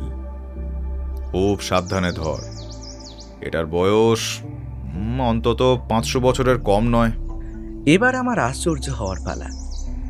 ছোটকা বলে কি, এই একটা সরু বুকমার্ক নাকি 500 বছরের পুরনো? এত বছর কি কোনো বুকমার্ক অক্ষত থাকতে পারে নাকি? কি এমন জিনিস দিয়ে তৈরি এটা? ছোটকাকে সে কথা জিজ্ঞেস করতে মিটিমিটি হেসে বলল, আগের দিন তোদের মামিফিকেশনের গল্প বলেছিলাম, মনে আছে? এই বুকমার্কটা আসলে সেই মমির সাদা কাপড়ের ভাঁজে রাখা একটা প্যাপাইরাসের টুকরো। বলাই বাহুল্য, এটা খুব সাবধানে সংরক্ষণ করা হয়েছে কোনো অজানা একটা কেমিক্যাল ব্যবহার করে, তাই এতদিন অক্ষত রয়েছে। অবশ্য গন্ধ সেরকম কিছুই পাবি না। যেভাবেই এটা তৈরি হোক না কেন, মানতেই হবে যে খুব যত্ন করে বানানো হয়েছে। বাপরে! কিন্তু ছোটকা, এটা যে 500 বছরের পুরনো কিভাবে জানলে? ছোটকা মুখে কিছু বলল না, কেবল বুকমার্কটা সাবধানে ধরে আস্তে আস্তে সেটার গায়ে লাগানো খড়খড়ে লাল কাপড়ের টুকরোটা খুলে নিল। তারপর ভাঁজ খুলে মেলে ধরলো আমাদের সামনে। লক্ষ্য করলাম একটা প্রাচীন কোনো প্রাণীর হাড়ের টুকরো দিয়ে বুকমার্কটার বেস তৈরি করা হয়েছে। তার উপরেই গাছের আঠা দিয়ে জড়ানো ছিল এই বুকমার্কটা। হলদেটে সাদা হাড়ের টুকরোটা একপাশে নামিয়ে রেখে ছোটকা এবার খুলে রাখা কাপড়ের টুকরোটার ভাঁজে মন দিল। আমরাও ঝুঁকে পড়লাম ওটার উপর। খুব অস্পষ্ট রং দিয়ে কাপড়ের টুকরোটার উপর কয়েকটা অদ্ভুত ছবিতে আঁকা সংকেত লেখা রয়েছে। তার নিচে অচেনা ভাষায় লেখা আরও একটা লাইন। পুলক চোখ মুচকে বলল, পিকচার ল্যাঙ্গুয়েজ? এটা তো হাইরোগ্লিফিক্স মনে হচ্ছে। রাইট পুলক। শিবু, তুমি বলতে পারবে এটা কোন ভাষা? আমি আরেকটু ঝুঁকে পড়ে ভালো করে লেখাটা দেখে বললাম, এটা তিব্বতী ভাষায় লেখা মনে হচ্ছে। সেবার আমার পাশের বাড়ির সুকমল কাকু তিব্বত বেড়াতে গিয়ে আমার জন্য একটা বৌদ্ধ লামার মূর্তি নিয়ে এসেছিলেন। সেটার গায়ে এরকমই কিছু অদ্ভুত অক্ষর খোদাই করে একটা শুভেচ্ছা বার্তা লেখা ছিল। কিন্তু ছোটকা, এটা তিব্বতী হলেও সেই মূর্তির গায়ের লেখার থেকে বেশ অনেকটাই আলাদা। গুড ডিডাকশন শিবু, আমিও সেটাই ভাবছিলাম। এটা আর্কেইক তিব্বতী ভাষা। মডার্ন তিব্বতী ল্যাঙ্গুয়েজের বিবর্তনের অন্তত 400-500 বছর আগের একটা কাঁচা তিব্বতী ভাষা। কেবল এই লেখাটাই বুকমার্কটার গায়ে আটকানো থাকা অবস্থায় দেখা যাচ্ছিল, তাও খুব আবছাভাবে। আমি ভাষাটা ধরতে পারলেও পুরো লেখাটার পাঠোদ্ধার করতে পারিনি, কারণ বাকি সংকেতটা ঢাকা পড়েছিল কাপড়ের ভাঁজের আড়ালে। কেবল একটা নামই পড়তে পেরেছিলাম, সাংহা তেনজিন। সেই থেকেই তো আন্দাজ করে বললাম এই বুকমার্কটার বয়স অন্তত 400-500 বছরের পুরনো তো হবেই। আমি হাঁ করে ছোটকার মুখের দিকে তাকালাম। সাংহা তেনজিং মানে সেই 1500 শতাব্দীর বৌদ্ধ ভিক্ষুর মমি, যেটা সংরক্ষণ করে রাখা রয়েছে ঘুয়েন গ্রামের ছোট্ট একটা কংক্রিটের ঘরের পাতলা একটা কাঁচের বাক্সে বন্দি অবস্থায়। আমি জিজ্ঞেস করলাম, আচ্ছা ছোটকা, সাংহা তেনজিনের মমি কিভাবে আবিষ্কার হলো তুমি জানো? সে এক অদ্ভুত কাহিনী। সেটা ওই 1975 সাল নাগাদ হবে। সে বছর এক ভয়ানক ভূমিকম্পে কেঁপে ওঠে ঘুয়েন গ্রাম। এমনিতে জায়গাটা লাহুল স্পিতির এক প্রাচীন ঐতিহাসিক মনাস্টেরি, নাম টাবু। তার থেকে অন্তত 40-50 কিলোমিটার দূরে। সাধারণত বছরের প্রায় 8 মাস থেকে 9 মাস এই গ্রাম বরফেই ঢাকা থাকে। ঘুয়েন গ্রামটা সি লেভেল থেকে অন্তত 6000 মিটার ওপরে। তো সেই ভয়ানক ভূমিকম্পে সেবার গোটা ঘুয়েন গ্রাম তছনছ হয়ে গেল। সেই ভূমিকম্পেই মাটি থেকে উঠে আসে 500 বছরের পুরনো সেই বৌদ্ধ ভিক্ষুক সাংহা তেনজিনের মমি। বরফের নিচে চাপা পড়ে গেছিল গোটা গ্রামটা। উদ্ধার কার্যের জন্য আইটিবিপি জওয়ানদের নামানো হয়। তারাই বরফ কেটে পাহাড়ের গায়ে রাস্তা তৈরি করার সময় হঠাৎ করেই ওই প্রাচীন মমিটা উদ্ধার করে। পরে সেটা সংরক্ষণ করা হয় ওই স্পিতি ভ্যালির এলওসির কাছে। বাপরে, এ তো খুব রোমাঞ্চকর ব্যাপার। তাই সাংহা তেনজিং কি অন্য বৌদ্ধ ভিক্ষুকদের থেকে আলাদা ছিলেন? সেটা তো জোর দিয়ে বলা যায় না, তবে হ্যাঁ, এই বৌদ্ধ সন্ন্যাসীকে নিয়ে বেশ কিছু লোককথা প্রচলিত আছে। যেমন তেনজিন নাকি বিষাক্ত বিছেদের আক্রমণের হাত থেকে গ্রামবাসীদের রক্ষা করার জন্য নিজের জীবনকে স্যাক্রিফাইস করেছিলেন। তবে আরও একটা ব্যাপার যেটা মমিটার মধ্যে অদ্ভুত, সেটা হলো একটা সেলফ মামিফিকেশনের অত্যাশ্চর্য নিদর্শন। মানে সেলফ মামিফিকেশনের ব্যাপারে তো আগের দিন তুমি কিছু বলনি। হ্যাঁ রে, এটা খুব রেয়ার কন্ডিশন। তেনজিনের মমিটা কোনোভাবে আর্টিফিশিয়াল প্রিজার্ভ করা হয়নি, কোনো কেমিক্যাল প্রিজারভেটিভের চিহ্নও সেখানে খুঁজে পাওয়া যায়নি। তাই এটা একটা ন্যাচারাল মমি। তেনজিনের মমিকে এখনও গ্রামবাসীরা লিভিং বুদ্ধ নামে ভগবান হিসেবে পুজো করে, কারণ মমিটার চামড়া আর মাথার চুল আজও অবিচ্ছিন্ন। আর তার থেকেও আশ্চর্যের, মমিটার নখ আর মাথার চুল নাকি আজও আশ্চর্যজনকভাবে বেড়ে চলেছে। ছোটকার কথা শুনে আমার সমস্ত শরীরে একটা শিহরণ খেলে গেল। এবারে পুলক জিজ্ঞেস করলো, আচ্ছা ছোটকা, কেউ যদি প্রিজার্ভই না করে তাহলে ন্যাচারালি মমিটা তৈরি হলো কিভাবে? ছোটকা বুকমার্কে জড়ানো লাল কাপড়ের টুকরোটার কয়েকটা ছবি তুলে নিল নিজের মোবাইলে। তারপর সেটা আবার আগের মতো হাড়ের টুকরোটার গায়ে জড়িয়ে বইয়ের মধ্যে গুঁজে দিয়ে বলল, প্রাকৃতিক উপায়েই মমি তৈরি হয়। বলা হয় জীবিত অবস্থাতেই তিনি নাকি নিজেকে মমিতে রূপান্তরিত করার প্রস্তুতি নিয়েছিলেন। ধ্যানে মগ্ন সেই বৌদ্ধ ভিক্ষুর আত্মা যখন প্রকৃতিতে বিলীন হয়ে যায়, তখন তার বয়স ছিল মাত্র ৪৫ বছর। বৌদ্ধ সন্ন্যাসীরা নিজেদেরকে মমি বানানোর বেশ কয়েক বছর আগে থেকেই খাওয়া দাওয়া বা নিদেনপক্ষে পানীয়ও ত্যাগ করেন। এক জায়গায় বছরের পর বছর ধ্যানে মগ্ন থাকে। সেই ধ্যানে উপবিষ্ট হওয়া অবস্থাতেই তাদের মৃত্যু হয়। বাইরের হিমশীতল আবহাওয়ার সাথে শরীরের জলশূন্যতার কারণে প্রাকৃতিক উপায়ে তাদের দেহ মমিতে রূপান্তরিত হয়। এই প্রথার নাম শোকুশিন বুৎসু। ছোটকা থামল। আমরা হাঁ করে তার কথা শুনছিলাম। এবার আমি প্রশ্ন করলাম, আচ্ছা ছোটকা, তোমার কি মনে হয় এই কাপড়ের টুকরোটা ওই ভূমিকম্পের পর সাংহা তেনজিনের মমিটার সাথে উঠে এসেছিল? আমারও সেটাই ধারণা। এই জন্যই তো এটা এত দামি আর রেয়ার। সম্ভবত এটা হাতানোর জন্যই কেউ আমাদের পিছনে লেগেছে। জিনিসটার দাম ইন্টারন্যাশনাল মার্কেটে কত হবে কিছু বুঝতে পারছো শিবু? আমার ধারণা মহাদেব রায়না সম্ভবত জানতেন না যে এই মহামূল্যবান বুকমার্কটা এই বইটার মধ্যে গোঁজা আছে। নয়তো তিনি এভাবে এটা একজন অপরিচিত মানুষের হাতে তুলে দিতেন না। সেটা পসিবল, কিন্তু ভদ্রলোকের তো আর কোনো খোঁজই পাওয়া গেল না। কেন যে আমাদের মিথ্যে কথা বললেন কে জানে। দেখে তো সজ্জন ব্যক্তি বলেই মনে হয়েছিল। ছোটকা কেবল একটা ছোট্ট শব্দ করে চুপ করে গেল। পুলক জিজ্ঞেস করলো, আচ্ছা ছোটকা, সেই মহাদেব বাবুই আমাদের গোপনে ফলো করছেন না তো? পসিবলি না, কারণ যে লোকটা আমাকে পেছন থেকে ধাক্কা মেরেছিল তার শরীর থেকে একটা বিদেশি পারফিউমের গন্ধ পেয়েছি। সেদিন প্লেনে কিন্তু মহাদেববাবু অন্য একটা লোকাল পারফিউম ইউজ করেছিলেন, যেটা ইনফ্যাক্ট কলকাতায় খুব কমন। কিন্তু এই দ্বিতীয় পারফিউমের গন্ধটা একদম আলাদা। আর তাছাড়া ভেবে দেখো পুলু, মহাদেববাবু যদি আমাদের থেকে জিনিসটা হাতিয়ে নিতে চান, তাহলে খামোকা মেঘনাথ সেজে আড়াল থেকে অ্যাটাক করবেন কেন? আমি তো বইটা তাকে ফিরিয়েই দিতে চাই। সামনাসামনি দেখা করে তো নিয়েই নিতে পারতেন, তাই না? হ্যাঁ, কিন্তু এটাও তো হতে পারে যে তিনি ভুল করে বইয়ের মধ্যে বুকমার্কটা রেখে ভুলে গিয়েছিলেন, পরে সেটাই তোমাকে পড়তে দেন। তারপর যখন আসল ব্যাপারটা খেয়াল হলো, তখন তিনি ভাবলেন হয়তো তুমি ওই বুকমার্কটার ব্যাপারে জেনে গিয়েছো।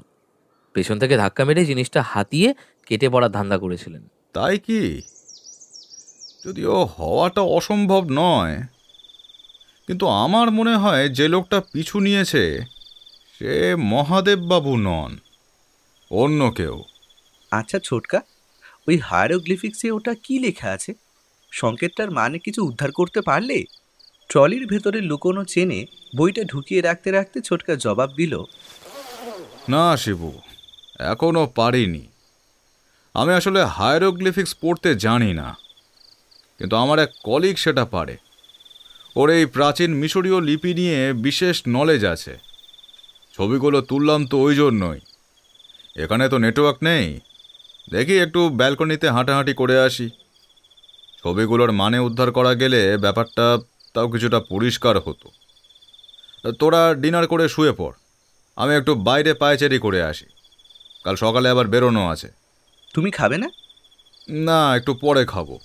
গাড়ির ব্যাপারে ম্যানেজারের সাথে একটু আলোচনা আছে। কাল তাহলে কোথায় যাচ্ছি? প্রথমে যাব চিতকুল গ্রামের দিকে, সেখান থেকে যাব কাগিউপা টেম্পলে। আবার টেম্পল? এটা ঠিক টেম্পল নয়, একটা মনাস্টারি। শাক্যমণি বুদ্ধর একমাত্র প্রাচীন ছবিটা এখানেই আছে। তারপর যাব কল্পর দিকে। কাল অনেকটা জার্নি আছে রে, আজকে ঘুমিয়ে নে, আমি একটু আসছি।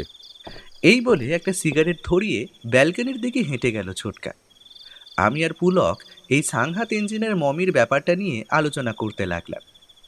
ফোনের দিকে তাকিয়ে দেখি টেম্পারেচার নেমে গেছে 6 ডিগ্রি সেলসিয়াসে। বড্ড ঠান্ডা লাগছে। জানলার সার্সিটা ভালো করে আটকে দিল পুলক।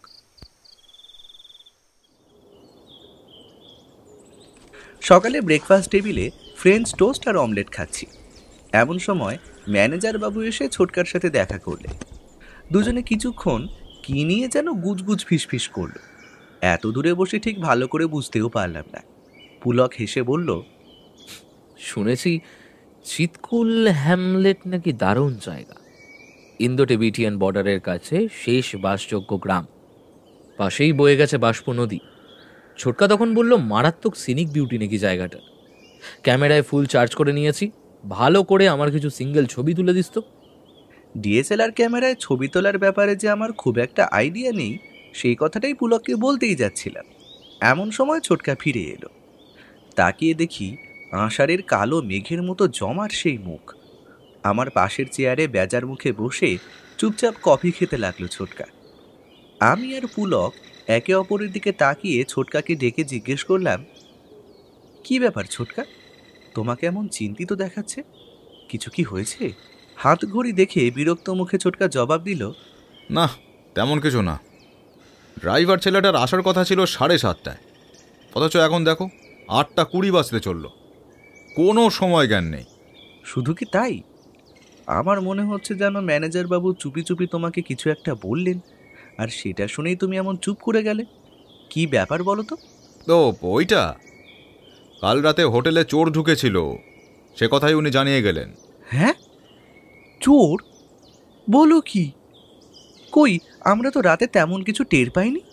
অবশ্য রাতে যখন টয়লেটে যাচ্ছি তখন জানলার নিচ থেকে একটা খসখস শব্দ পেয়েছিলাম। পাহাড়ি কোনো ছোট জন্তু জানোয়ার ভেবে আর তেমন গা করিনি। সত্যি কি চোর এসেছিল? কি সাংঘাতিক মাইরি! ছোটকা গরম কফিতে চুমুক দিয়ে বলল,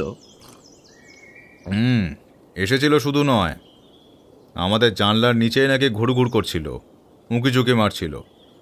ম্যানেজারবাবু যেমন বললেন আর কি। তো গার্ডের পোষা কুকুরটা তাকে দেখে হঠাৎ চিৎকার করে সেই দিকে ছুটে যায়। তারপর লোকটাও ছুটে পালিয়ে যায়। ভাগ্যিস কিছু নিয়ে যেতে পারেনি। তবে এবার থেকে আমাদের আরেকটু সাবধানে থাকতে হবে, বুঝলে? এই বলে আবার চুপচাপ কফি খেতে লাগলো ছোটকা। কিছুক্ষণ পর আমাদের ভাড়া করা গাড়িটা এসে থামলো হোটেলের সামনে।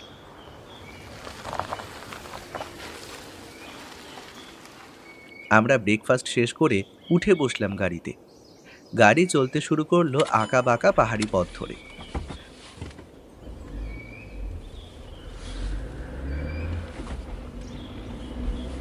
আমাদের গাড়ি যখন চিতকুল গ্রামের কাছাকাছি পৌঁছলো ততক্ষণে বেলা বেশ গড়িয়ে গেছে। গাড়ির জানলা দিয়ে বাইরে তাকাতেই দেখতে পেলাম বাষ্প নদী স্বমহিমায় কুলুকুলু শব্দে বয়ে চলেছে। নদীর চারপাশে ষাঁড় বেঁধে দাঁড়িয়ে আছে রডোডেন্ড্রন গাছের সারি। এই নদীর পার ধরেই শুরু হয়েছে গ্রামের সীমারেখা। ইন্দো টিবেটিয়ান বর্ডারের কাছে অবস্থিত এই চিতকুল গ্রাম। বড় অপরূপ সেই প্রাকৃতিক দৃশ্য। ছোটকা বলল, শীতকালে এখানে এলে দেখতে পেতিস, গোটা গ্রামটা ঢাকা রয়েছে দুধ সাদা বরফে।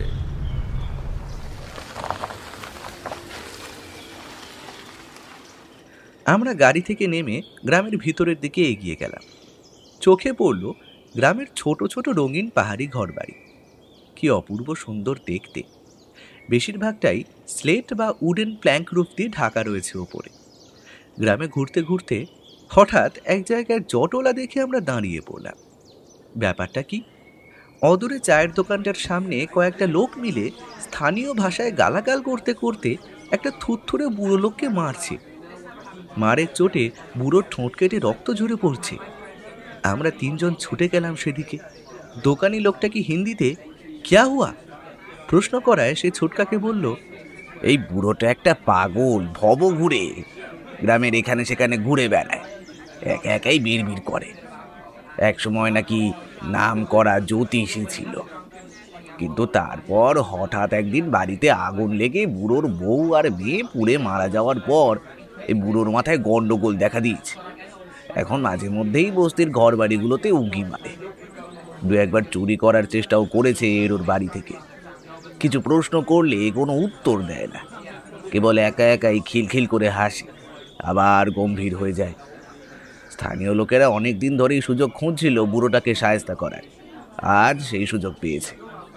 জানেন বাবু, খিদের জ্বালা সহ্য করতে না পেরে বুড়োটা আমার দোকান থেকে এক বোতল বিস্কুট চুরি করে পালাচ্ছিল। ভাগ্যিস তখনই কয়েকজন কাস্টমার ধরে ফেলল। হাতাহাতির সময় নিশ্চয়ই সেই বৃদ্ধের হাত থেকে কাঁচের শিশিটা পড়ে গিয়ে সেটা ভেঙে বিস্কুটের টুকরোটা চারিদিকে ছড়িয়ে গেছে, তাই কি? আগে হ্যাঁ বাবু, সকাল সকাল আজ আমার অনেকগুলো টাকার লস হয়ে গেল। ছোটকা দোকানি লোকটাকে জিজ্ঞেস করলো তার কত টাকার লোকসান হয়েছে। তারপর পার্স বার করে গুনে গুনে 4টে 100 টাকার নোট বার করে তার দিকে এগিয়ে দিল। টাকা পেয়ে দোকানি লোকটা খুশি হয়ে উত্তেজিত লোকগুলোকে হাত দেখিয়ে থামিয়ে দিয়ে স্থানীয় ভাষায় নির্দেশ দিল বুড়োটাকে ছেড়ে দেওয়ার জন্য। লোকগুলো মার থামিয়ে বুড়োটাকে ফেলে রেখে নিজেদের মধ্যে উত্তেজিত স্বরে কথা বলতে বলতে চলে গেল গ্রামের ভেতরের দিকে। বুড়ো লোকটা তখন মাটিতে শুয়ে হাঁপাচ্ছে। তার একটা চোখ ফুলে কালো হয়ে গেছে। শরীরের এখানে ওখানেও অনেক কাটাছেঁড়া দাগ। পরনের ফতুয়াটাও শত ছিন্ন।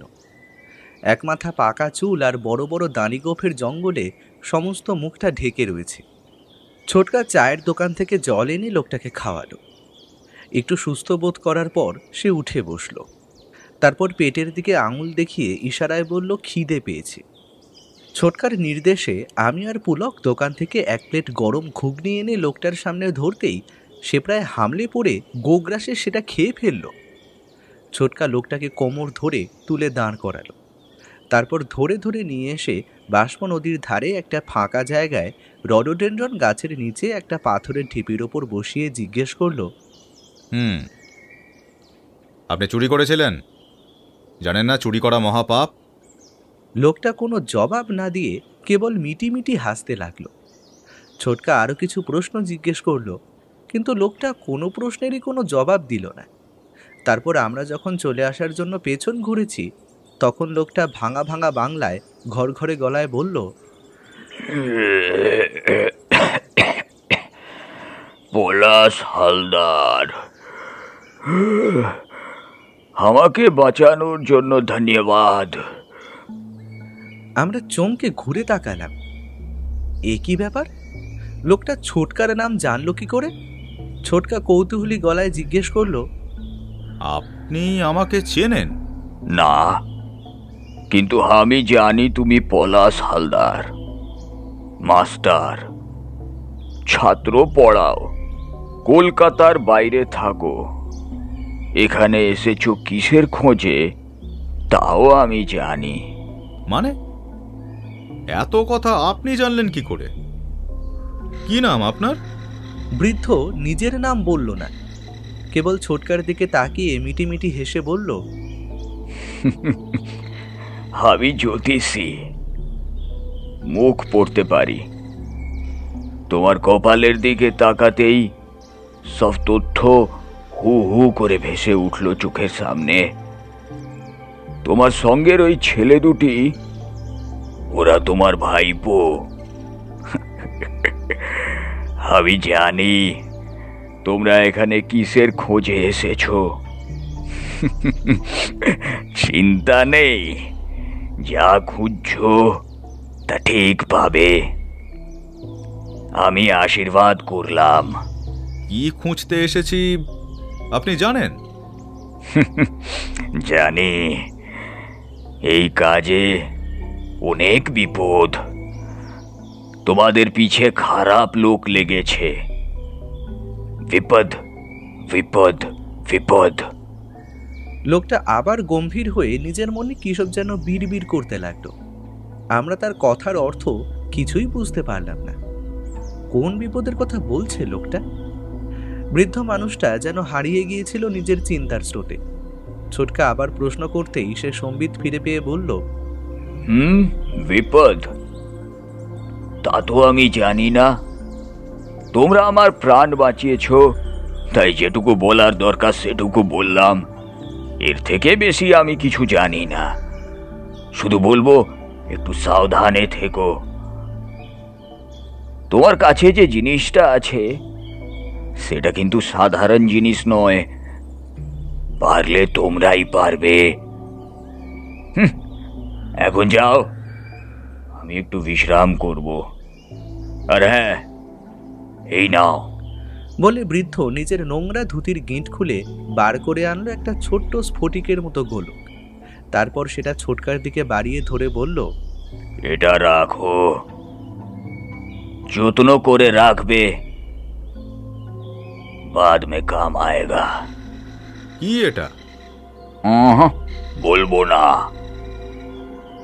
শুধু মনে রেখো একটা কথা, খুলবে তালা রংটি চিনে, মিলবে না ধন চারে তিনে। মানে? মানে কি তা আমি কেমন করে জানবো? তোমাকে দেব বলে এটা সঙ্গে নিয়ে ঘুরছিলাম। এখন আমার কাজ শেষ, আমার শান্তি। বাকি অর্থ তোমরাই খুঁজে নাও। তুমি তো খুব বুদ্ধিমান।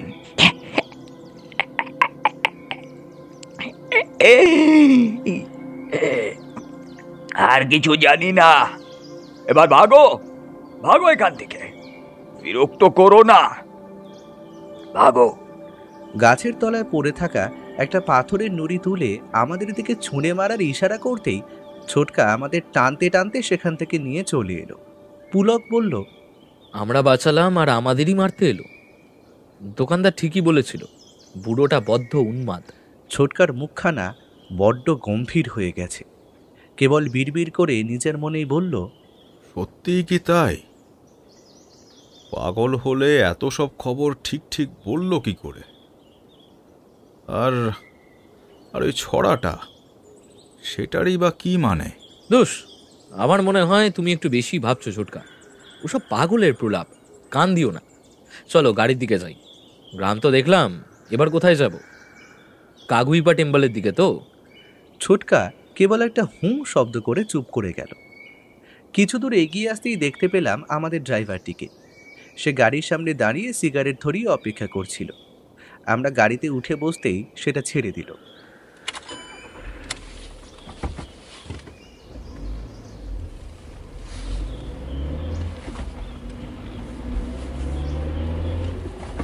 এবার সামনের সিটে বসেছে পুলক, আমি আর ছোটকা পেছনে। কিছু দূর আসার পর খেয়াল করলাম পকেট থেকে সেই পাগলা বুড়োর দেওয়া স্ফটিকের সাদা গোলকটা বার করে চোখের সামনে এনে এক মনে দেখছে ছোটকা। অনেকটা মুক্তোর মতো সাদা তার রং। গোলকটা দেখতে দেখতে মুখে বিড়বিড় করে সেই বুড়োর বলে দেওয়া ছড়াটা আওড়াচ্ছে ছোটকা। বুঝলাম সে কোনো গভীর চিন্তায় ডুবে গেছে। আমি আর ছোটকাকে বিরক্ত করলাম না, জানলা দিয়ে বাইরে তাকিয়ে রইলাম। একে একে চোখের সামনে থেকে সরে যাচ্ছে বরফ ঢাকা পাহাড়ের চূড়া, রং বেরঙের অর্কিডের ঝোপ, আপেল গাছের সারি, পাহাড়ের খাঁজে খাঁজে কাঠের তৈরি ছোট ছোট রঙিন বসত বাড়ি। পাশে তাল মিলিয়ে শব্দ করে বয়ে চলেছে বাষ্প নদী। কি অপূর্ব মনোমুগ্ধকর সেই প্রাকৃতিক দৃশ্য! দেখেই মনটা ভালো হয়ে গেল। হাত ঘড়ি দেখে ছোটকা বলল, টেম্পল পৌঁছতে এখনো বেশ কিছুক্ষণ দেরি আছে। বেশ খিদে পাচ্ছে রে শিবু, লাঞ্চটা করে নেব নাকি? আমারও বেশ খিদে পেয়েছিল। শুনেছি স্বাস্থ্যকর পাহাড়ি হাওয়ার সংস্পর্শে এলে নাকি খুব খিদে পায়। আমি মাথা নেড়ে সায় দিলাম। পুলকও দেখলাম খেয়ে নিয়ে তারপর কাগিউপা টেম্পলের দিকে যেতে চাইছে। সেই মতো ড্রাইভারকে বলাতে সে একটা ধাবার সামনে এসে গাড়ি দাঁড় করালো।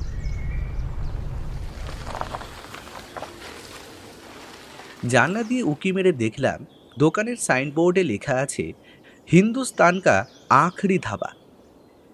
ধাবায় বসে থালি খেতে খেতে আমরা কথা বলছিলাম। এমন সময় ছোটকার ফোন বেজে উঠল। ধাবায় আসার পর এতক্ষণে মোবাইলে টাওয়ার এসেছে। ছোটকা ফোন ধরে কিছুক্ষণ কথা বলতেই লক্ষ্য করলাম তার মুখটা যেন ধীরে ধীরে উজ্জ্বল হয়ে উঠছে। আমি আর পুলক পরস্পরের দিকে তাকালাম। ফোনে কথা শেষ করে ছোটকা চুপচাপ খেতে লাগলো। তার মনের ভেতর যে ভীষণ একটা ঝড় বয়ে চলেছে সে কথা আর বলে দেওয়ার অপেক্ষা রাখে না। পুলক জিজ্ঞেস করলো, কার ফোন ছোটকা? তোমার মুখটা তো বেশ খুশি খুশি লাগছে, কি ব্যাপার গো? খুশির খবরই তো বটে। কিরকম? তোদের মনে আছে আমি কাল বলেছিলাম আমার এক বন্ধু হায়ারোগ্লিফিক্স পড়তে পারে? তো কাল সেই ছবির সংকেত তাকে পাঠিয়েছিলাম। সে এতক্ষণে কিছুটা অর্থ উদ্ধার করতে পেরেছে। সংকেতে লেখা ছিল প্রাচীন এক গুপ্তধনের কথা। কোনো এক মনাস্টারিতে নাকি বিপুল ধনরত্ন লুকিয়ে রাখা আছে। সেই খোঁজ জানতেন সাংহা তেনজিন। সেই কথাটাই লিখে রেখেছেন ওই সংকেতে। কিন্তু যে জায়গাটার কথা সুরেশ বলল, এরকম কোনো জায়গা এখন এক্সিস্ট করে কিনা তা আমি জানি না। কারণ সেবারে সেই ভূমিকম্পের পর সব জায়গা কেমন ওলটপালট হয়ে গিয়েছে। এখন সেই স্থান খুঁজে বার করা মোটেই সহজ কাজ নয়। কি বলছো ছোটকা? ধনরত্ন? কার ধনরত্ন? তা তো জানি না, তবে সংকেতে লেখা আছে যখন সত্যিই হবে হয়তো। এখন প্রশ্ন হলো মহাদেববাবু এই বুকমার্কটা কোথায় পেলেন? আর পেলেনই যদি, জায়গাটা খুঁজে বার করার চেষ্টা না করে হঠাৎ গায়েবী বা হয়ে গেলেন কেন?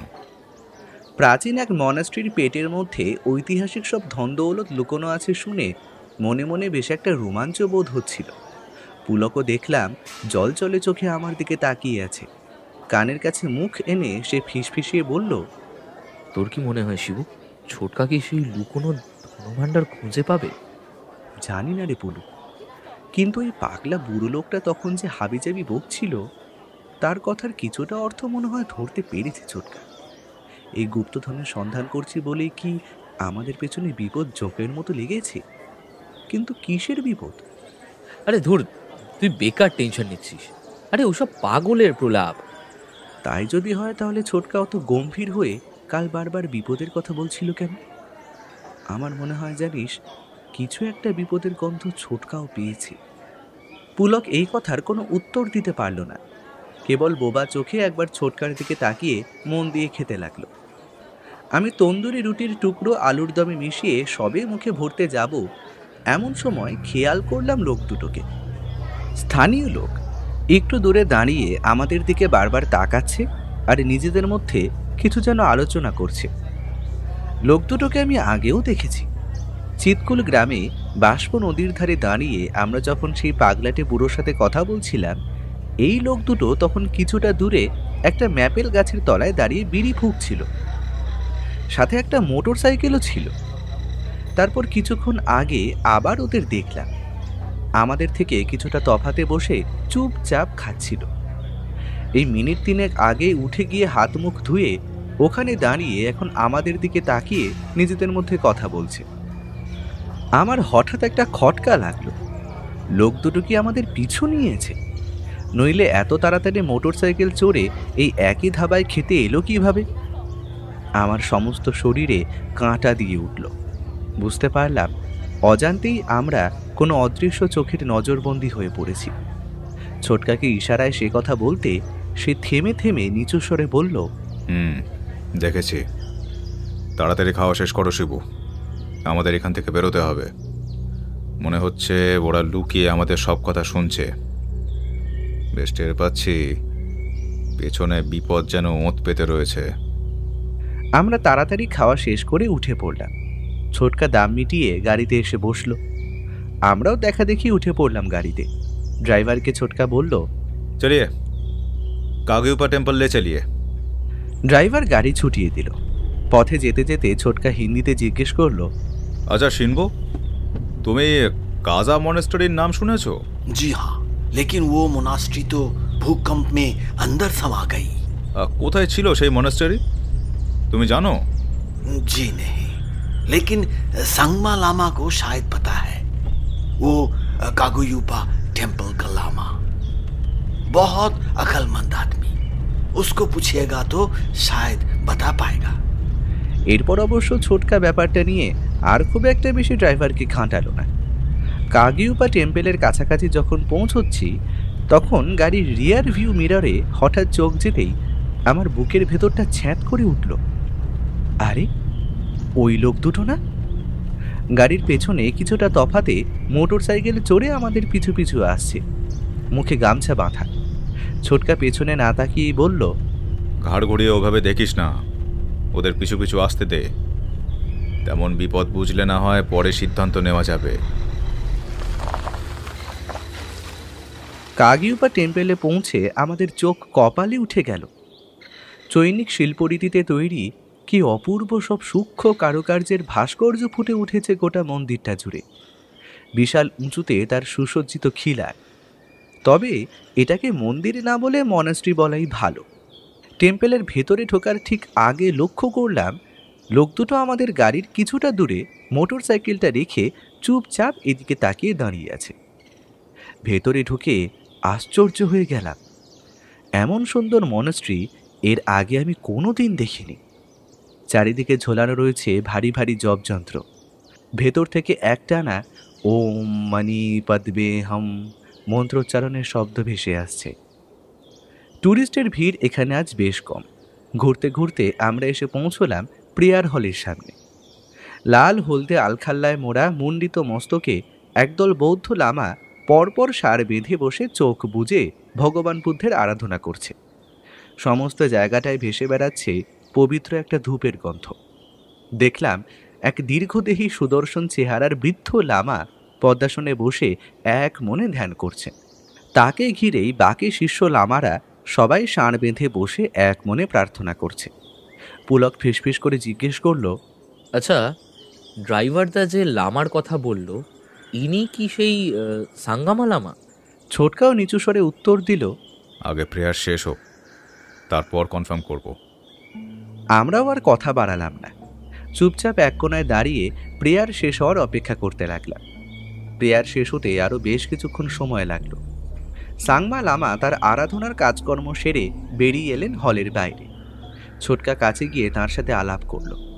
ভদ্রলোক বেশ সজ্জন আর মিষ্টিভাষী, হেসে হেসে আমাদের সাথে কথা বলছিলেন।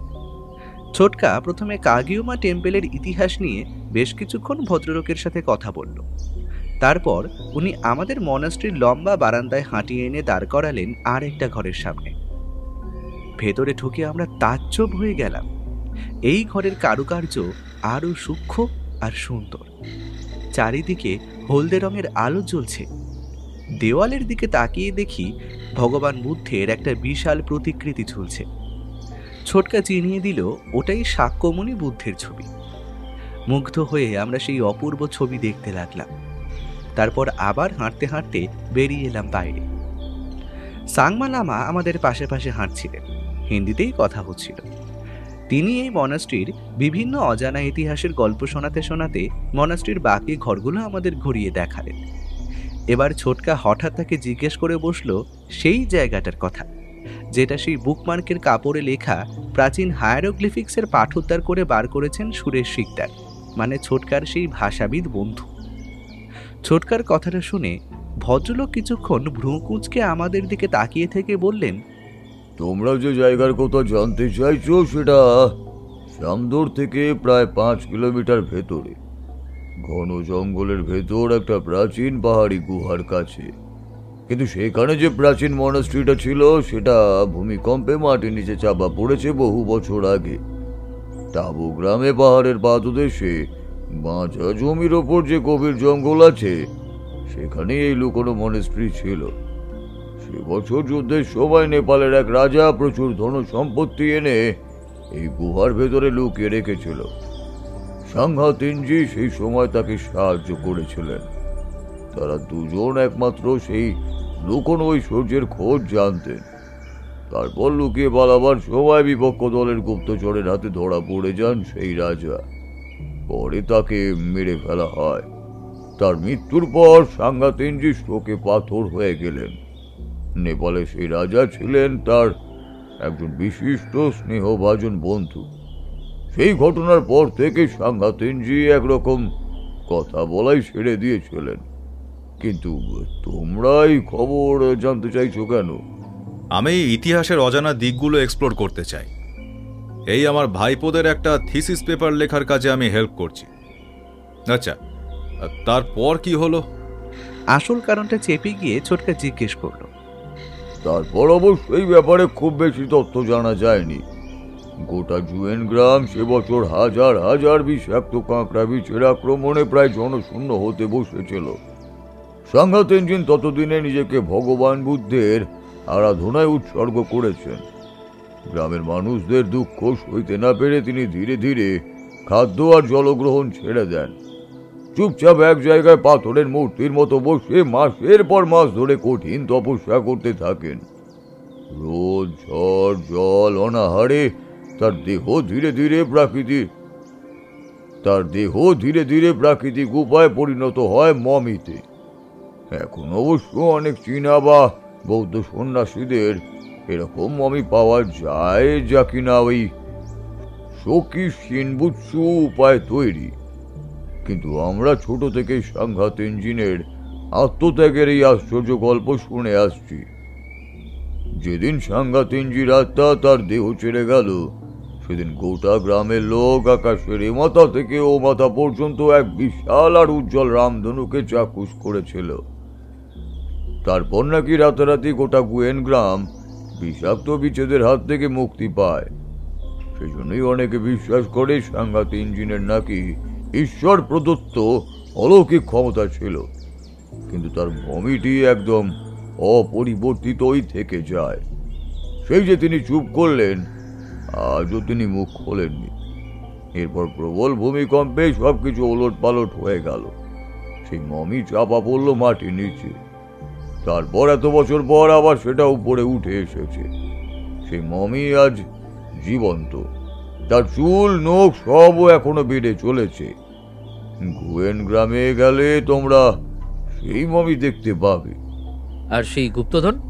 ফস করে জিজ্ঞেস করে বসলো পুলক। মনেস্ট্রির সাথে সেই বিপুল ঐশ্বর্যও হারিয়ে গেছে কালের গহ্বরে। সাংঘাত ইঞ্জিন ছাড়া আর কেউই সেই গুপ্তধনের খোঁজ জানে না। তবে তার মমির সাথে আবিষ্কৃত হয়েছিল আর একটি লাল চেলি। সেই চেলি জড়ানো ছিল তিনজিন মমির কোমরে। মমিটি যখন সংরক্ষণ করা হয়, তখন ওই চেলির কাপড়টা পরীক্ষা করেছিলেন একদল ঐতিহাসিক।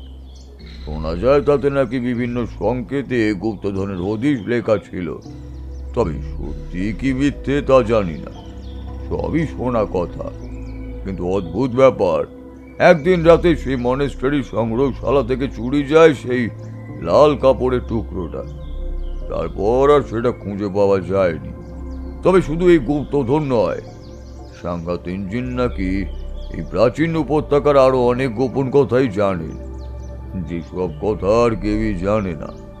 যদি কোনোদিন তিনি মুখ খোলেন, তাহলে হয়তো সেই গুপ্তধনের সন্ধানও মিলতে পারে, বা আরো অনেক খবরও জানা যেতে পারে।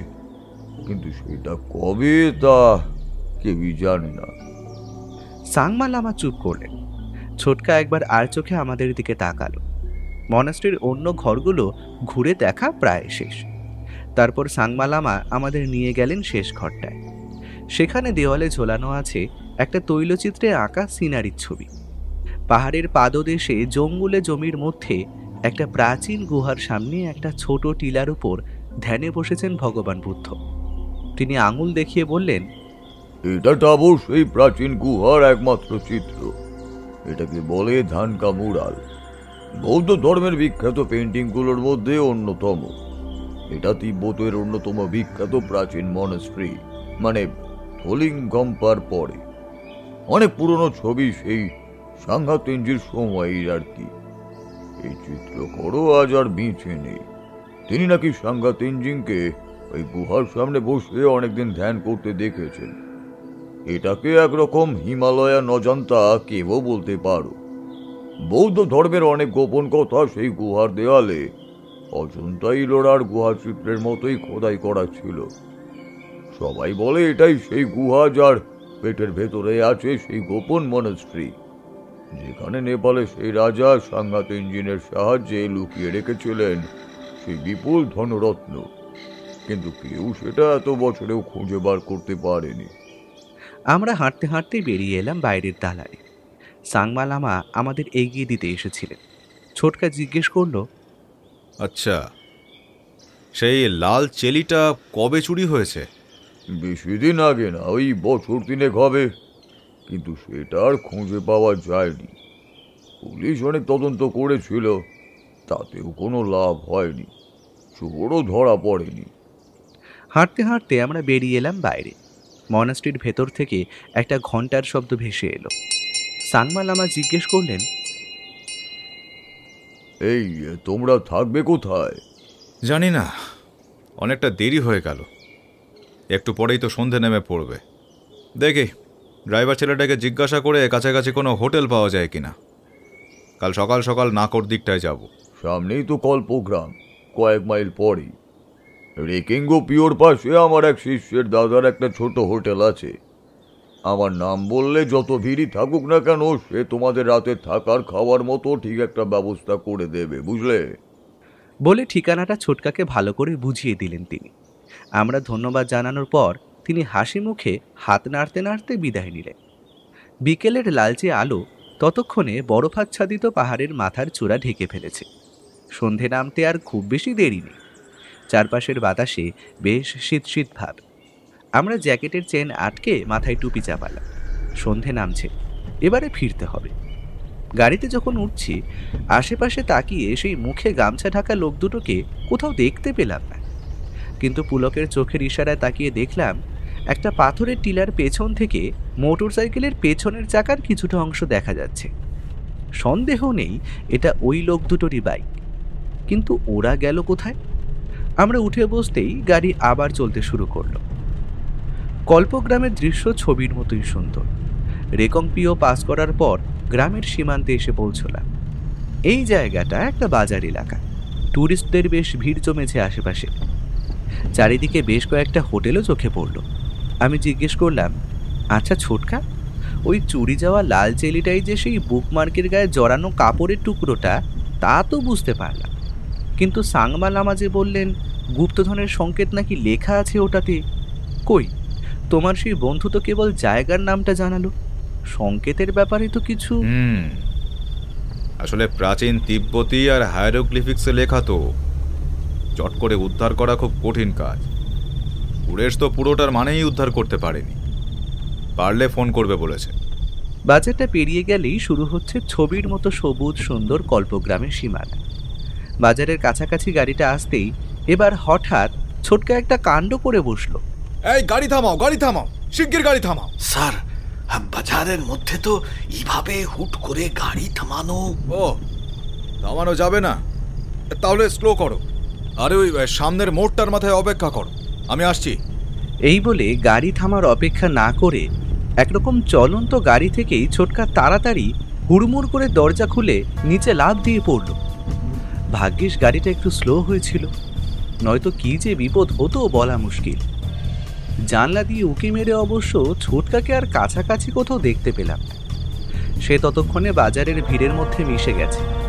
ড্রাইভার ছেলেটার মুখ দেখে বুঝলাম সে বেশ অবাক হয়েছে। সে জিজ্ঞেস করল, স্যার, ওরকম করে কোথায় ছুটে গেলেন? এই ভিড়ের মধ্যে তো গাড়ি থামাতে পারছি না।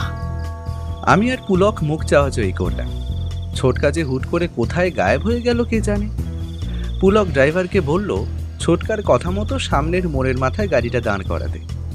মোড়ের মাথায় দেখলাম ভিড়টা কম, পাশেই পাহাড়ের উঁচু পাঁচিল শুরু হয়েছে। সন্ধ্যের অন্ধকার ধীরে ধীরে এবার গাঢ় হতে শুরু করেছে।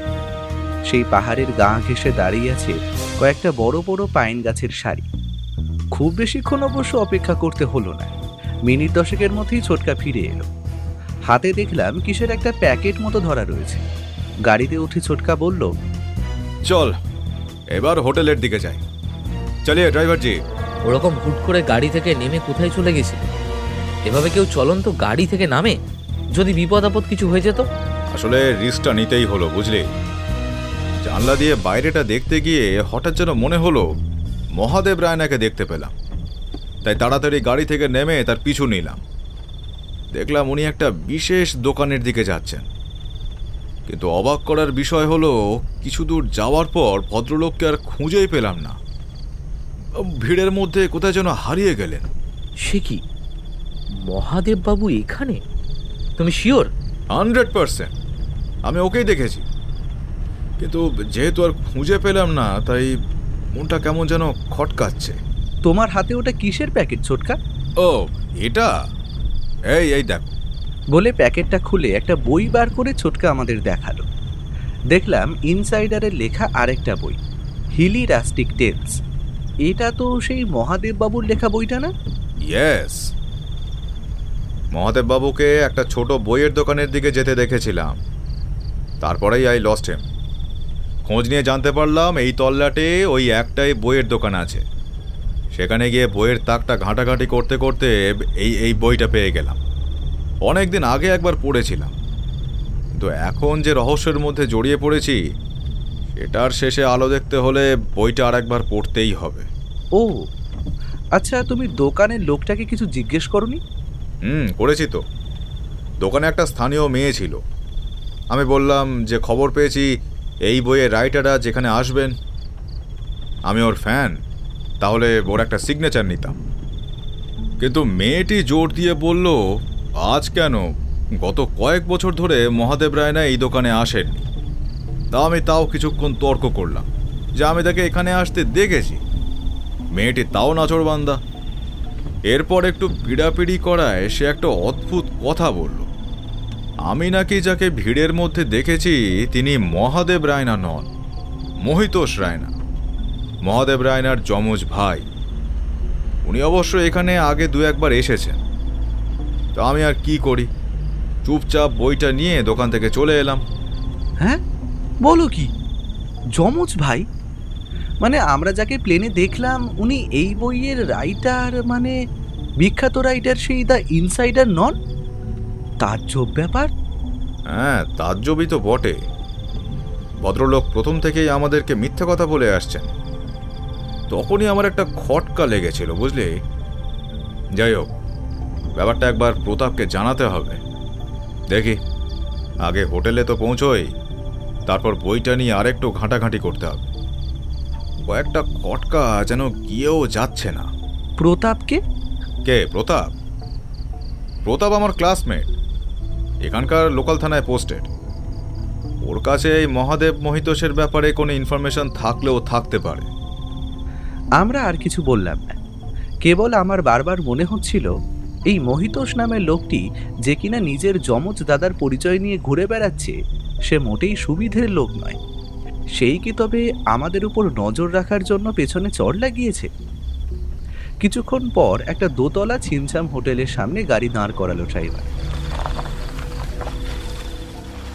ভেতরে ঢুকে দেখি এক গোলগাল চেহারার নেপালি ভদ্রলোক রিসেপশনে বসে আছেন।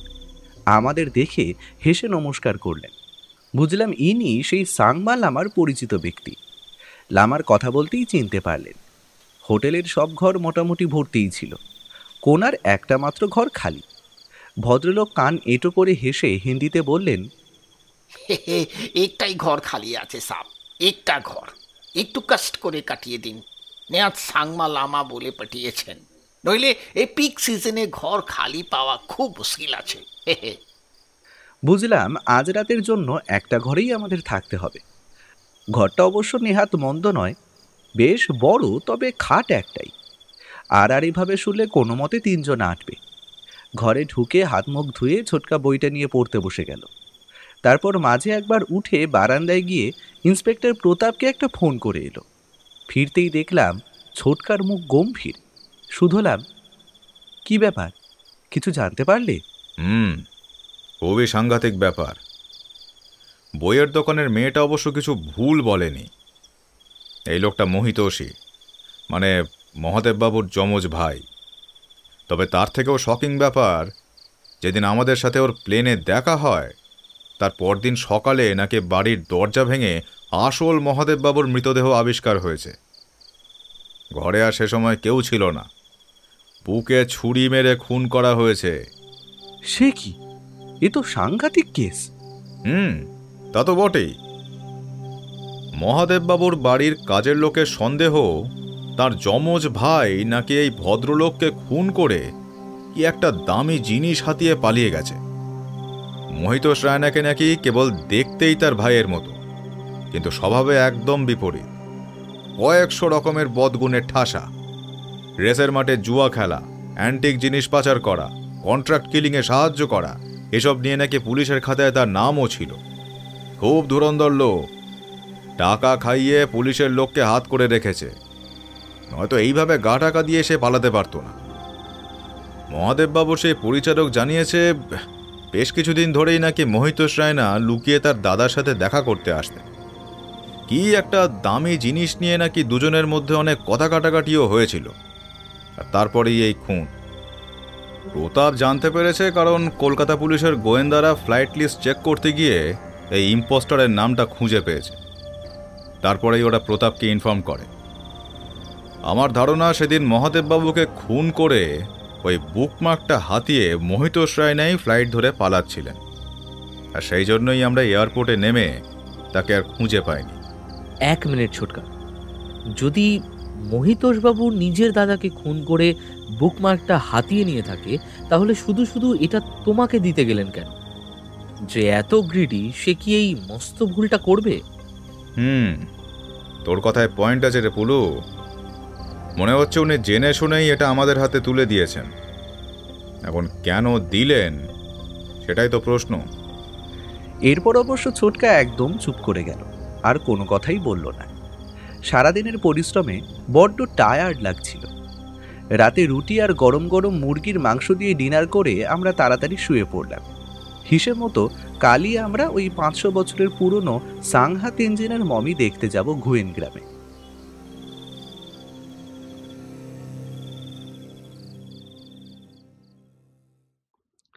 আমাদের এই অ্যাডভেঞ্চার যে এমন একটা অদ্ভুত দিকে মোড় নেবে সেটা আগে বুঝতে পারিনি। পরদিন সকালে গাড়ি চড়ে ইন্দো তিব্বত হাইওয়ে দিয়ে ছুটে যাওয়ার সময় ছোটকা হঠাৎ বলল, কাল রাতে বইটা পড়ে অনেক তথ্য জানতে পারলাম। মহাদেববাবু যখন এই হিমাচলের গ্রামগুলোর ওপর রিসার্চ করছিলেন, তখন এক স্থানীয় আদিবাসীর কাছ থেকে তিনি ওই বুকমার্কটা খুঁজে পান। সে নাকি কোনো এক অ্যাক্সিডেন্ট স্পট থেকে এটা খুঁজে পেয়েছিল। মহাদেববাবু সেটা অনেক দামে কিনে নেন। সাংমা লামা বললেন বছর 3 আগে সেটা নাকি চুরি গেছিল। হিসাব করে দেখলাম মহাদেববাবু যবে বইটা পাবলিশ করেছেন তার আশপাশেই চুরির ঘটনাটা ঘটেছিল। মনে হয় চুরি করে পালাবার সময় গাড়ি অ্যাক্সিডেন্ট করে বুকমার্কটা হারিয়ে ফেলেছিল ওরা। পরে সেই স্থানীয় লোকটি ওটা খুঁজে পেয়েছিল। যাই হোক, খবরটা যে মিথ্যে নয় সেটা প্রতাপও কনফার্ম করেছে। আচ্ছা ছোটকা, তোমার সেই বন্ধু কি সংকেতের বা কি অর্থ উদ্ধার করতে পেরেছে? পেরেছে। কথা হয়েছে সুরেশের সাথে, কিন্তু সেটা খোদ সাংহা তেনজিনের মমির সামনে না পৌঁছলে পরখ করার কোনো উপায় নেই। এখন সেসব ছাড়, এই দেখ, আমরা এখন খোয়াব ব্রিজের ওপর দিয়ে যাচ্ছি। এই ব্রিজের নিচেই স্পিতি আর সাটলেজ নদীর সংযোগস্থল। তারপর ড্রাইভারের দিকে তাকিয়ে হিন্দিতে প্রশ্ন করল, দাজু, গ্রামে পৌঁছতে আর কতক্ষণ লাগবে? বেশিক্ষণ না, সামদো আসলেই ডান দিকে ঘুরে যেতে হবে। সেখান থেকে ওই 3 কিলোমিটার মতো। স্পিতি নদীর বাম পাড় বরাবর শুরু হয়েছে প্রাচীন টাবো গ্রামের সীমারেখা।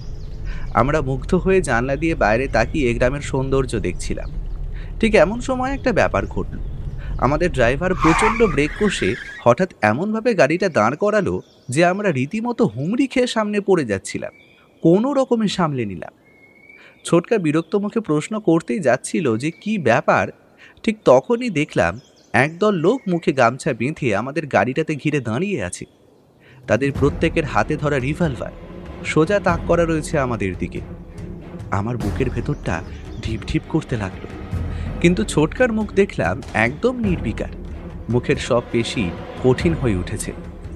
লোকগুলো এগিয়ে এসে গাড়ির দরজা খুলে বন্দুক দেখিয়ে হিন্দিতে গর্জে উঠে বলল, নেমে পড়ুন শ্রীমান পলাশ হালদার, আমাদের সাথে চলুন, স্যার দেখা করতে চান। চুপচাপ চলুন, কোনো রকম চালাকির চেষ্টা করলে কিন্তু সোজা গুলি চালাবো। স্যার মানে মহিতোষ রায়না? হ্যাঁ, শিগগির চলুন, হাতে বেশি সময় নেই। অগত্যা আমরা চুপচাপ গাড়ি থেকে নেমে দুহাত মাথার উপর তুলে দাঁড়ালাম। দেখলাম দলের মধ্যে সেই লোক দুটোও আছে যারা আমাদের নিরন্তর ফলো করে আসছে। বুঝলাম শক্ত ফাঁদে পড়েছি। আশেপাশে তেমন একটা লোক চলাচল নেই, কাজেই কেউ আমাদের বাধা দিতে এলো না। কিছু দূর আসার পর খেয়াল করলাম একটা বড় আপেল গাছের নিচে পার্ক করা আছে কালো কাঁচে ঢাকা একটা মারুতি। লোকগুলোর কথা মতো আমরা সেটাই উঠে বসতেই গাড়ি আবার চলতে শুরু করলো। কোথায় যে চলেছি সেটা বোঝার উপায় নেই, কারণ লোকগুলো আমাদের চোখে কাপড় বেঁধে দিয়েছে। তার মানে সেই পাগলা জ্যোতিষীর কথা মিলে গেল। আমরা কি এবার সত্যি সত্যি বিপদে পড়লাম? বেশ কিছুক্ষণ পর গাড়িটা এসে থামলো। আমরা সবাই নামতেই চোখের বাঁধন খুলে দিল লোকগুলো। দেখলাম একটা বড় হল ঘরের মধ্যে এসে পড়েছি। বেশ পুরনো বাড়ি, এদিক ওদিক ইট পলেস্তারা বেরিয়ে পড়েছে। বন্দুকের খোঁচা পিঠে এসে লাগতেই আমরা চুপচাপ হাঁটতে শুরু করলাম। সিঁড়ি দিয়ে উপরে উঠে আসতেই সামনে একটা ঘর পড়ল, ভেতরে আলো জ্বলছে। আমরা তিনজন সেটার ভেতরে ঢুকলাম। সেই লোক দুটো কেবল আমাদের সঙ্গে এলো, বাকিরা বন্দুক নিয়ে বাইরে পাহারায় রইল। ভেতরে ঢুকতেই একটা চেনা গলা পেলাম। এ কি, এ তো মহিতোষ রায়না। আবার যে তাকে এই অবস্থায় দেখতে হবে তা ভাবিনি। প্রথম দিনের সেই হাস্যোজ্জ্বল মুখে এখন লেগে রয়েছে একটা কুটিল হাসি। চোখে ঝিলিক দিয়ে যাচ্ছে ঠান্ডা শয়তানি চাহনি। আরে আসুন আসুন পলাশ বাবু, আসতে কোনো অসুবিধা হয়নি আশা করি? খোকা বাবুরা ঠিক আছো? না, তা কেন হবে? আপনার লোকেরা তো খুব খাতির করেই চোখ বেঁধে নিয়ে এলো। তবে মহিতোষ বাবু, আপনি মিথ্যে কথাটা না বলতেই পারতেন। মার্ডার চার্জে এখন আপনার নাম তো পুলিশের খাতায় টপ লিস্টে। মহিতোষ রায়না বাঘের মতো শরীরটা দুলিয়ে সশব্দে হেসে উঠে বললেন,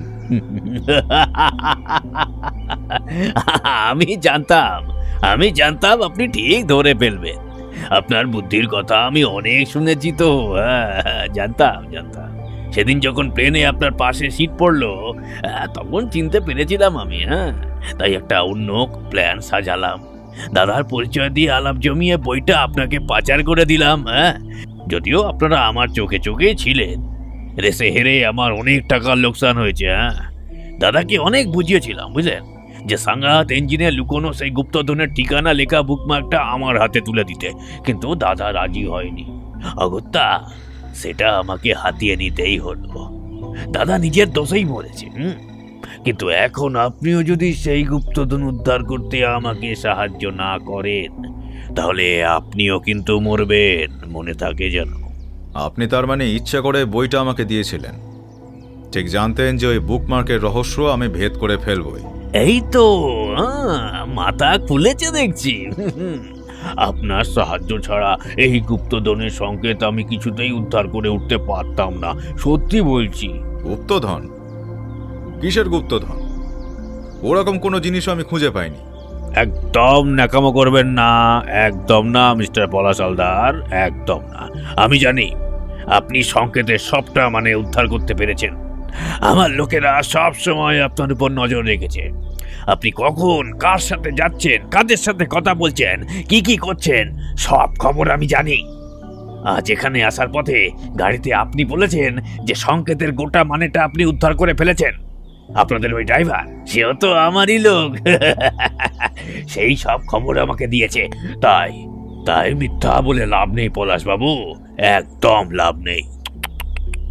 আপনি কি ভাবছেন আমাকে জোর করে ধরে আনলেই আমি সেই গুপ্তধনের ঠিকানা বলে দেব?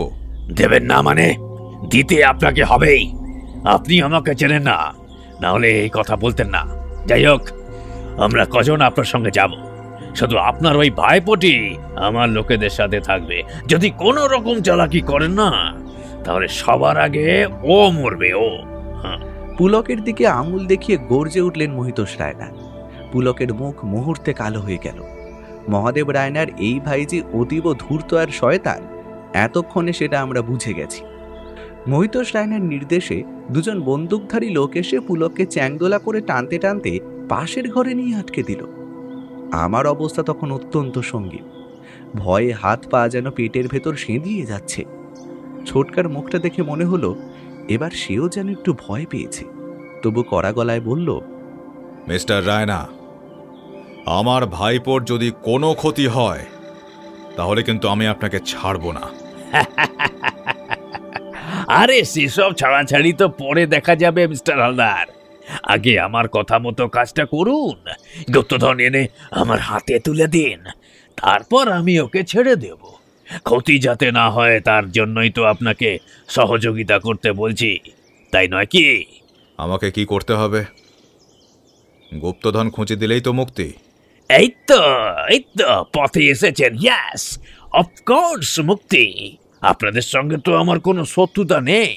আমাকে সাহায্য করলে বরং আপনাদেরই লাভ, ভাগ পাবেন। ভেবে দেখুন, যে আমার উপকার করে তার কিন্তু আমি ক্ষতি করি না। কিন্তু কথা না শুনলে? ঠিক আছে, আমরা তৈরি।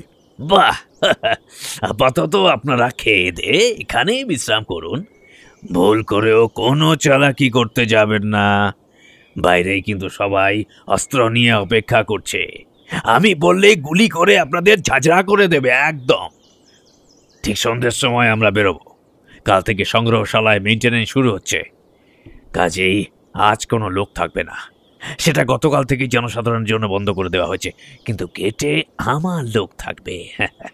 সাংহাত ইঞ্জিনের মমির কাছে পৌঁছতে কোনো অসুবিধা হবে না। বুঝতে পারলাম মহিতোষ রায়না বেশ ঘুঘু লোক। এর মধ্যেই যেখানে যেখানে টাকা খাওয়ানোর দরকার খাইয়ে তাদের হাত করে রাস্তা পরিষ্কার করে রেখেছে। অগত্যা আমাকে আর ছোটকাকে একটা ঘরে বন্দি করা হলো। কিছুক্ষণ পর একটা লোক এসে খাবার দিয়ে গেল, ভাত, মাছ আর চাটনি। খুব খিদে পেয়েছিল বলে গোগ্রাসে তাই খেয়ে নিলাম। খেতে খেতে ছোটকাকে জিজ্ঞেস করলাম, আচ্ছা, সেই গুপ্তধন পেলে সত্যিই কি তুমি মহিতোষ রায়নার হাতে তুলে দেবে? আর উপায় কি? মহিতোষ রায়না খুব সাংঘাতিক লোক, খুন করতে তার হাত কাঁপে না। শুধু আমার হলে না হয় কথা ছিল, কিন্তু শিবু, তোমাকে আর পুলুকে আমি কিছুতেই বিপদের মুখে ঠেলে দিতে পারবো না। কিছু একটা ব্যবস্থা তো করতেই হবে। গুপ্তধন আদৌ পাওয়া যাবে কিনা তাও আমি জানি না। সাংহাত ইঞ্জিন একটা মন্ত্র জানতেন। সেই চেলির কাপড়ে যে সংকেতটা লেখা আছে সেটা দিয়ে কেবল তার ঘুম ভাঙানো যাবে, কিন্তু তিনি কথা বলবেন কিনা সেটা আমি শিওর নই। তাই গুপ্তধন উদ্ধারের ব্যাপারটাও হাইপোথেটিক্যাল হয়ে যাচ্ছে। দেখা যাক, সেই স্থানে না পৌঁছলে এখন কিছুই বলা যাচ্ছে না। এরপর ছোটকা আর কোনো কথা বলল না, কেবল এক মনে খাবার খেতে লাগলো। বেরোনোর কথা ছিল সন্ধেতে, কিন্তু মহিতোষবাবু যখন আমাদের গাড়িতে চাপিয়ে গোয়েন গ্রামের উদ্দেশ্যে রওনা দিলেন তখন বেশ রাত হয়েছে। দেরি করার কারণ, বিকেল থেকেই হঠাৎ মুষলধারে বৃষ্টি শুরু হয়েছে, যেই বৃষ্টি থামার নামই নেই। বৃষ্টি একটু কমতে আমরা বেরোলাম সেই মারুতি গাড়ি চড়ে, সাথে মহিতোষ রায়না আর তার বন্দুকধারী সাঙ্গপাঙ্গরা। পুলককে অবশ্য আটকে রাখা হয়েছে সেই ঘরটায়। আমাদের অভিযানের এই শেষ পর্বে আর তার আশা হলো না। মনটা খুব খারাপ লাগছিল, কিন্তু ছোটকার মধ্যে কোনো বিকার নেই। সে চেষ্টা করছে যতটা সম্ভব স্বাভাবিক থাকা যায়। মাঝে একবার মহিতোষবাবু এসে সেই বুকমার্কটা ছোটকার কাছ থেকে কেড়ে নিয়ে গেছেন, যাতে সে কোনো চালাকি করতে না পারে। গোয়েন গ্রামের মনাস্ট্রিতে যেখানে রাখা রয়েছে সেই 500 বছরের পুরনো মমি, সেখানে পৌঁছতে বেশ সময় লেগে গেল। আকাশের অবস্থা দেখে মনে হচ্ছে আবার বৃষ্টি নামতে পারে। চারিদিকে জমাট অন্ধকার। মনাস্ট্রির কাছে আলো আছে ঠিকই, কিন্তু আশেপাশে আজ খুব একটা ট্যুরিস্টের ভিড় নেই। তার কারণ, সংগ্রহশালায় মেইনটেনেন্সের কাজ চলছে। মহিতোষবাবু বলেছেন আজ নাকি সব সিসিটিভিও খুলে নেওয়া হয়েছে, কাজেই কাজ হাসিল করার এটাই মোক্ষম সময়। দুজন বন্দুকধারী গার্ড পাহারায় ছিল। আমাদের দেখে তারা সরে দাঁড়ালো। বুঝলাম এদের মহিতোষবাবু আগে থেকেই টাকা খাইয়ে হাত করে রেখেছে। তার পেছন পেছন আমরাও ঢুকে পড়লাম মনেস্ট্রির সংগ্রহশালায়। ভেতরে আলো জ্বলছে, চারিদিকে সাজানো রয়েছে বিভিন্ন সব পুরনো অস্ত্রশস্ত্র, মূর্তি, আরও কত কি। সেসব ভালো করে দেখার সুযোগ পেলাম না। মহিতোষবাবুর পেছন পেছন আমরা এসে দাঁড়ালাম একটা বেশ বড় কাঁচের বাক্সের সামনে। বাক্সের ভেতর সংরক্ষণ করা রয়েছে সেই 500 বছরের পুরনো সাংহাত ইঞ্জিনের মমি। আগাগোড়া সাদা কাপড়ে মোড়া এই বৌদ্ধ ভিক্ষুর শরীর শুকিয়ে যেন কাঠ হয়ে গেছে। চামড়া কালো, চোখ বোজা, মুখ অল্প খোলা, তার ফাঁক দিয়ে সাদা দাঁত দেখা যাচ্ছে। ধ্যানস্থ অবস্থায় বছরের পর বছর এভাবেই বসে আছেন সাংহাত ইঞ্জিন। এই সেই জীবন্ত মমি, যার চুল আর নখ নাকি আজও কোনো এক অলৌকিক পদ্ধতিতে বেড়ে চলেছে। আমি আর ছোটকা হাঁ করে সেই মমির দিকে তাকিয়ে রইলাম। বেশিক্ষণ অবশ্য সেটা ভালো করে দেখার সুযোগ হলো না, কারণ মহিতোষ রায়না বারবার তাড়া দিতে লাগলেন ছোটকাকে। হাতে সময় নাকি বেশি নেই, বেশি লোক জেনে যাওয়ার আগেই তাড়াতাড়ি কাজ সেরে আমাদের এখান থেকে বেরিয়ে যেতে হবে। ছোটকা ঘুরে ঘুরে ভালো করে কাঁচের বাক্সটার চারিদিকে দেখে নিল, তারপর যেটা খুঁজছিল মনে হয় পেয়ে গেল। দুটো নীল পদ্মের স্তম্ভ দাঁড় করানো আছে বাক্সটার দুদিকে। ছোটকা মনে মনে একবার সংকেতের অর্থটা বিড়বিড় করে আউড়ে নিয়ে নীল পদ্মের স্তম্ভটার একটা বিশেষ জায়গায় 3 বার চাপ দিতেই একটা অদ্ভুত কাণ্ড ঘটল। সরসর করে কাঁচের ঢাকনাটা উঠে গেল উপরের দিকে। সাংহা তেনজিনের মমি আমাদের চোখের সামনে উন্মুক্ত হয়ে গেল। মহিতোষবাবু খুশি হয়ে ছোটকার পিঠ চাপড়ে বললেন, ব্রাভো পলাশবাবু, ব্রাভো! এবার কি? আপনাদের লোককে বলুন মনাস্টারির মাথায় যে স্কাইলাইটের জায়গাটা আছে সেটা খুলে দিতে। সংকেতে যা লেখা আছে সেই মতো এবার আমাদের রামধনু ওঠার অপেক্ষা করতে হবে। কথা মতোই কাজ হলো। স্কাইলাইটের কাঁচের আবরণ সরিয়ে দিতেই ভেতরে এসে পড়ল চাঁদের আলো। কিন্তু আকাশে মেঘ থাকার জন্য সেই জ্যোৎস্নাও যেন আজ কেমন ম্রিয়মান হয়ে গেছে। এবার আমাদের অপেক্ষার শুরু, আকাশে রামধনু ওঠার অপেক্ষা। বেশিক্ষণ অবশ্য অপেক্ষা করতে হলো না। রাত 9টা বাজতেই মহিতোষ রায়নার যেসব লোকেরা বাইরে দাঁড়িয়ে পাহারা দিচ্ছিল তাদের মধ্যে একজন ছুটে এসে খবর দিল তাড়াতাড়ি বাইরে গিয়ে দেখতে। আমরাও ছুটলাম বাইরে। আকাশের দিকে তাকিয়ে তাজ্জব হয়ে গেলাম, কি অদ্ভুত সুন্দর একটা রামধনু উঠেছে। বৃষ্টির পর এমন রামধনু উঠতে আমি এর আগেও কলকাতার আকাশে দেখেছি, কিন্তু এত বড় সুন্দর আর উজ্জ্বল রামধনু কলকাতার আকাশে দেখা যায় না। আমি মুগ্ধ হয়ে তাকিয়েছিলাম আকাশের এক প্রান্ত থেকে অন্য প্রান্তে ছড়িয়ে পড়া 7 রঙা সেই অদ্ভুত সুন্দর রামধনুটার দিকে। ছোটকা আমার কনুই ধরে হ্যাঁচকা টান দিয়ে বলল, শিবু, তাড়াতাড়ি ভেতরে চলো, এই রামধনু কিন্তু বেশিক্ষণ থাকবে না। আমরা আবার ছুটে এসে ঘরের মাঝখানে দাঁড়ালাম। 7টা রঙের নৈসর্গিক ছটা স্কাইলাইট ভেদ করে সোজা এসে পড়েছে মনেস্ট্রির ভেতরে সংগ্রহশালার দেওয়ালে। ছোটকা আমার কানের কাছে মুখ এনে ফিসফিস করে জিজ্ঞেস করলো, সেই জ্যোতিষীর বলা ছড়াটা মনে আছে শিবু? ছড়াটা কি যেন? হ্যাঁ, মনে পড়েছে। খুলবে তালা রুমটি ছিনে, মিলবে ধন 4 দিনে। রাইট। রং চিনতে পারলে তবেই সেই গুপ্তদ্বারের তালা খুলবে।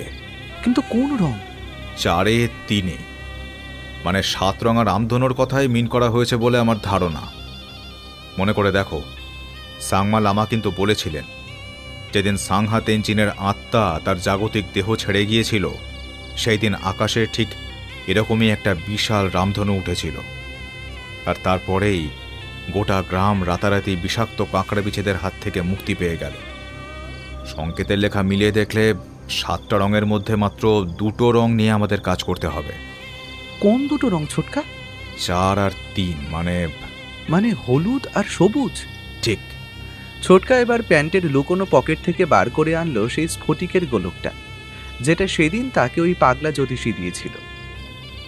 স্কাইলাইটের ফাঁক দিয়ে আসা রামধনুর আলোর ছটার সামনে সেই গোলক ধরে তাদের মধ্যে থেকে কেবল হলুদ আর সবুজ এই রং দুটো আলাদা করে তাদের যুগ্ম প্রতিফলন ফেলার চেষ্টা করলো সোজা সাংহা তেনজিনের মমির শুষ্ক ঠোঁটের উপর। মহিতোষ রায়না তখন হাঁ করে ছোটকার কার্যকলাপ দেখছে। বেশিক্ষণ অপেক্ষা করতে হলো না। কিছুক্ষণ পরেই একটা অদ্ভুত কাণ্ড ঘটল। সরসর করে একটা বিকট শব্দে সাংহা তেনজিনের বেদির একটা অংশ হঠাৎ একপাশে সরে গেল। আমরা অবাক হয়ে দেখলাম সেখানে বেরিয়ে পড়েছে একটা অনন্ত গহ্বরের মুখ। সেই গহ্বরের মধ্যে টর্চ ফেলে দেখা গেল নিচে ঘুরঘুরটি অন্ধকার, আর প্রাচীন সিঁড়ির ধাপ একটার পর একটা নেমে গেছে নিচে। সমস্ত জায়গাটা একটা অদ্ভুত গন্ধে ভরে গেছে। গহ্বরের মধ্যেটা নোংরা ঝুল আর মাকড়সা জালে পরিপূর্ণ হয়ে রয়েছে। ছোটকা মহিতোষ রায়নার দিকে তাকিয়ে বলল, আমার ধারণা এটাই সেই একমাত্র সুড়ঙ্গ পথ যেটা ধরে সেই প্রাচীন গুপ্তধনের গুহার পেটের ভেতরে পৌঁছানো যাবে। সাংমা লামা যে ঠিকানা দিয়েছেন আর সংকেতে যে অর্থ লেখা আছে সেটা মিলিয়ে দেখলে আন্দাজ করা যায় ভূমিকম্প হওয়ার আগে এই স্থানেই ছিল গুহায় প্রবেশ করার গোপন সুড়ঙ্গ পথ। এটার কথাই সেই সংকেতে লিখে গেছিলেন সাংহা তেনজিন। পরে সেই গোপন প্রবেশপথটা ভূমিকম্পে চাপা পড়ে যায় মাটির নিচে। অথচ কি আশ্চর্য ব্যাপার দেখো, অজান্তে এই গোপন প্রবেশপথের উপরেই তার সংগ্রহশালাটা তৈরি করা হয়েছে। Well done mister Haldar, well done. এখন শুধু গুপ্তধন হাতিয়ে দেওয়ার অপেক্ষায়। তবে গুপ্তধন পাবেন কিনা বলতে পারবো না, চেষ্টা করে দেখুন। মহিতোষ রায়না নিজে নামলেন না বা আমাদেরও নামতে দিলেন না। পরিবর্তে তার লোকেদের আদেশ করলেন সুড়ঙ্গ পথে নিচে নেমে দেখে আসতে। কথা মতো জনাচারেক লোক হাতে টর্চ, বন্দুক আর লাঠি নিয়ে ধীরে ধীরে নেমে যেতে লাগলো সুড়ঙ্গ পথ ধরে। আমরা অধীর আগ্রহে অপেক্ষা করতে লাগলাম উপরে। আমার বুকটা ঢিপ ঢিপ করছে। সত্যিই কি ওই সুড়ঙ্গ শেষে গচ্ছিত রাখা আছে 500 বছর আগের সেই নেপালের রাজার বিপুল ধনসম্পত্তি? উত্তর অবশ্য আর পাওয়া গেল না, কারণ এরপর এমন এক রোমহর্ষক ঘটনা ঘটে গেল যে আমাদের হাত পা ভয়ে ঠান্ডা হয়ে গেল। সুড়ঙ্গের ভেতর থেকে ভেসে এলো লোকগুলোর বিকট চিৎকার, সঙ্গে একটা বিশাল হুটোপুটির শব্দ। ব্যাপারটা যে কি হচ্ছে দেখার জন্য মহিতোষ রায়না ঝুঁকে পড়লেন গর্তের মুখে, আর তখনই তার চোখের মধ্যে কি যেন একটা বেরিয়ে এসে হুল ফুটিয়ে দিল। প্রচন্ড যন্ত্রণায় মহিতোষ রায়না চিৎকার করে ছিটকে পড়লেন দূরে। তারপর মাটিতে পড়ে ছটফট করে হাত পা ছুটতে লাগলেন। দেখতে দেখতে সেই গর্ত থেকে পিল পিল করে উপরে উঠে আসতে লাগলো শয়ে শয়ে কালো কাঁকড়া বিছের দল।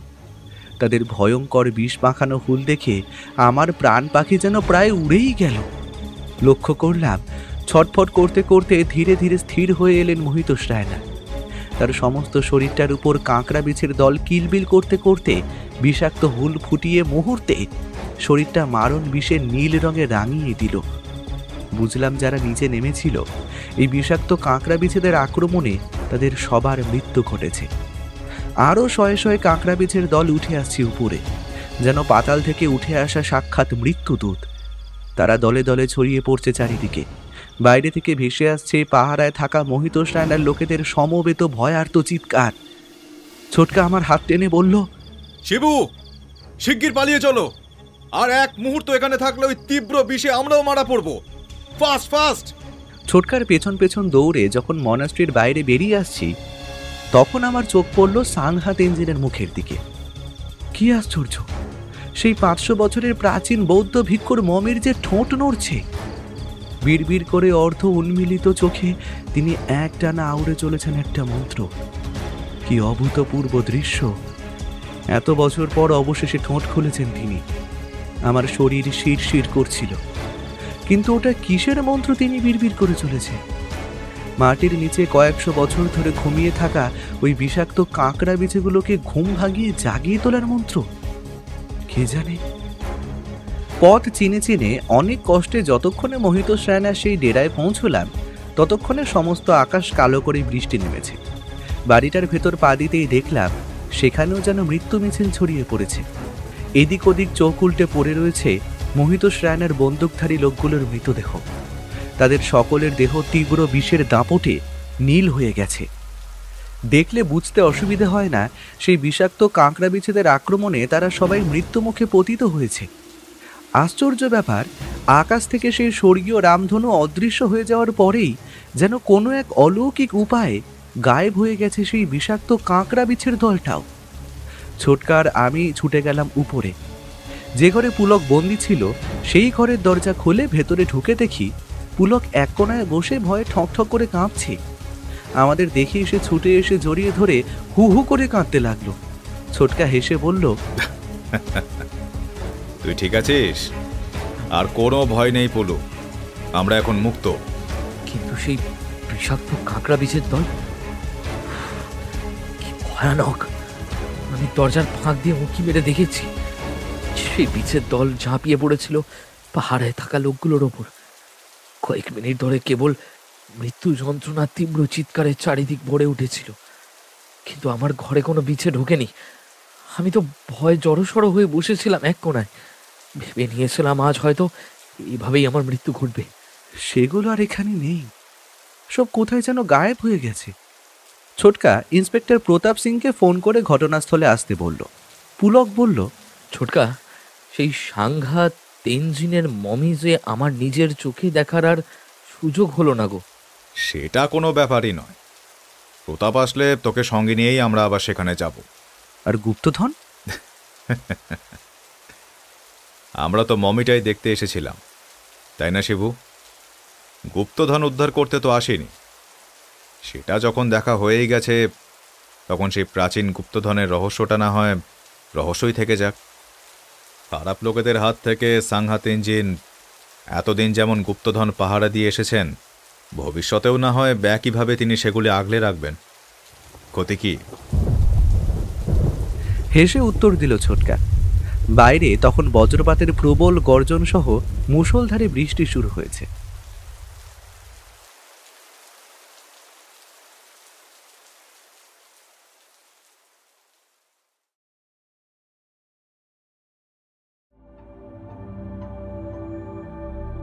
শুনছিলেন লেখক আকাশদীপ গড়গড়ির কলমে পলাশ হালদার সিরিজের গল্প সাংহাত ইঞ্জিনের গুপ্তধন।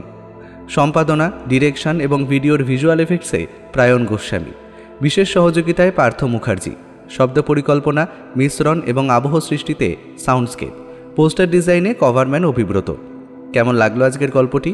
ভালো লাগলে অবশ্যই আমাদের সাবস্ক্রাইব করে আমাদের সাথে থাকুন এবং লাইক ও কমেন্টের মাধ্যমে আপনার মতামত জানান। এরকম গল্প যদি আরও শুনতে চান তাহলে প্লিজ আমাদের কমেন্টের মাধ্যমে জানান। দেখা হবে নতুন কোনো গল্পে। ততক্ষণের জন্য শুভরাত্রি।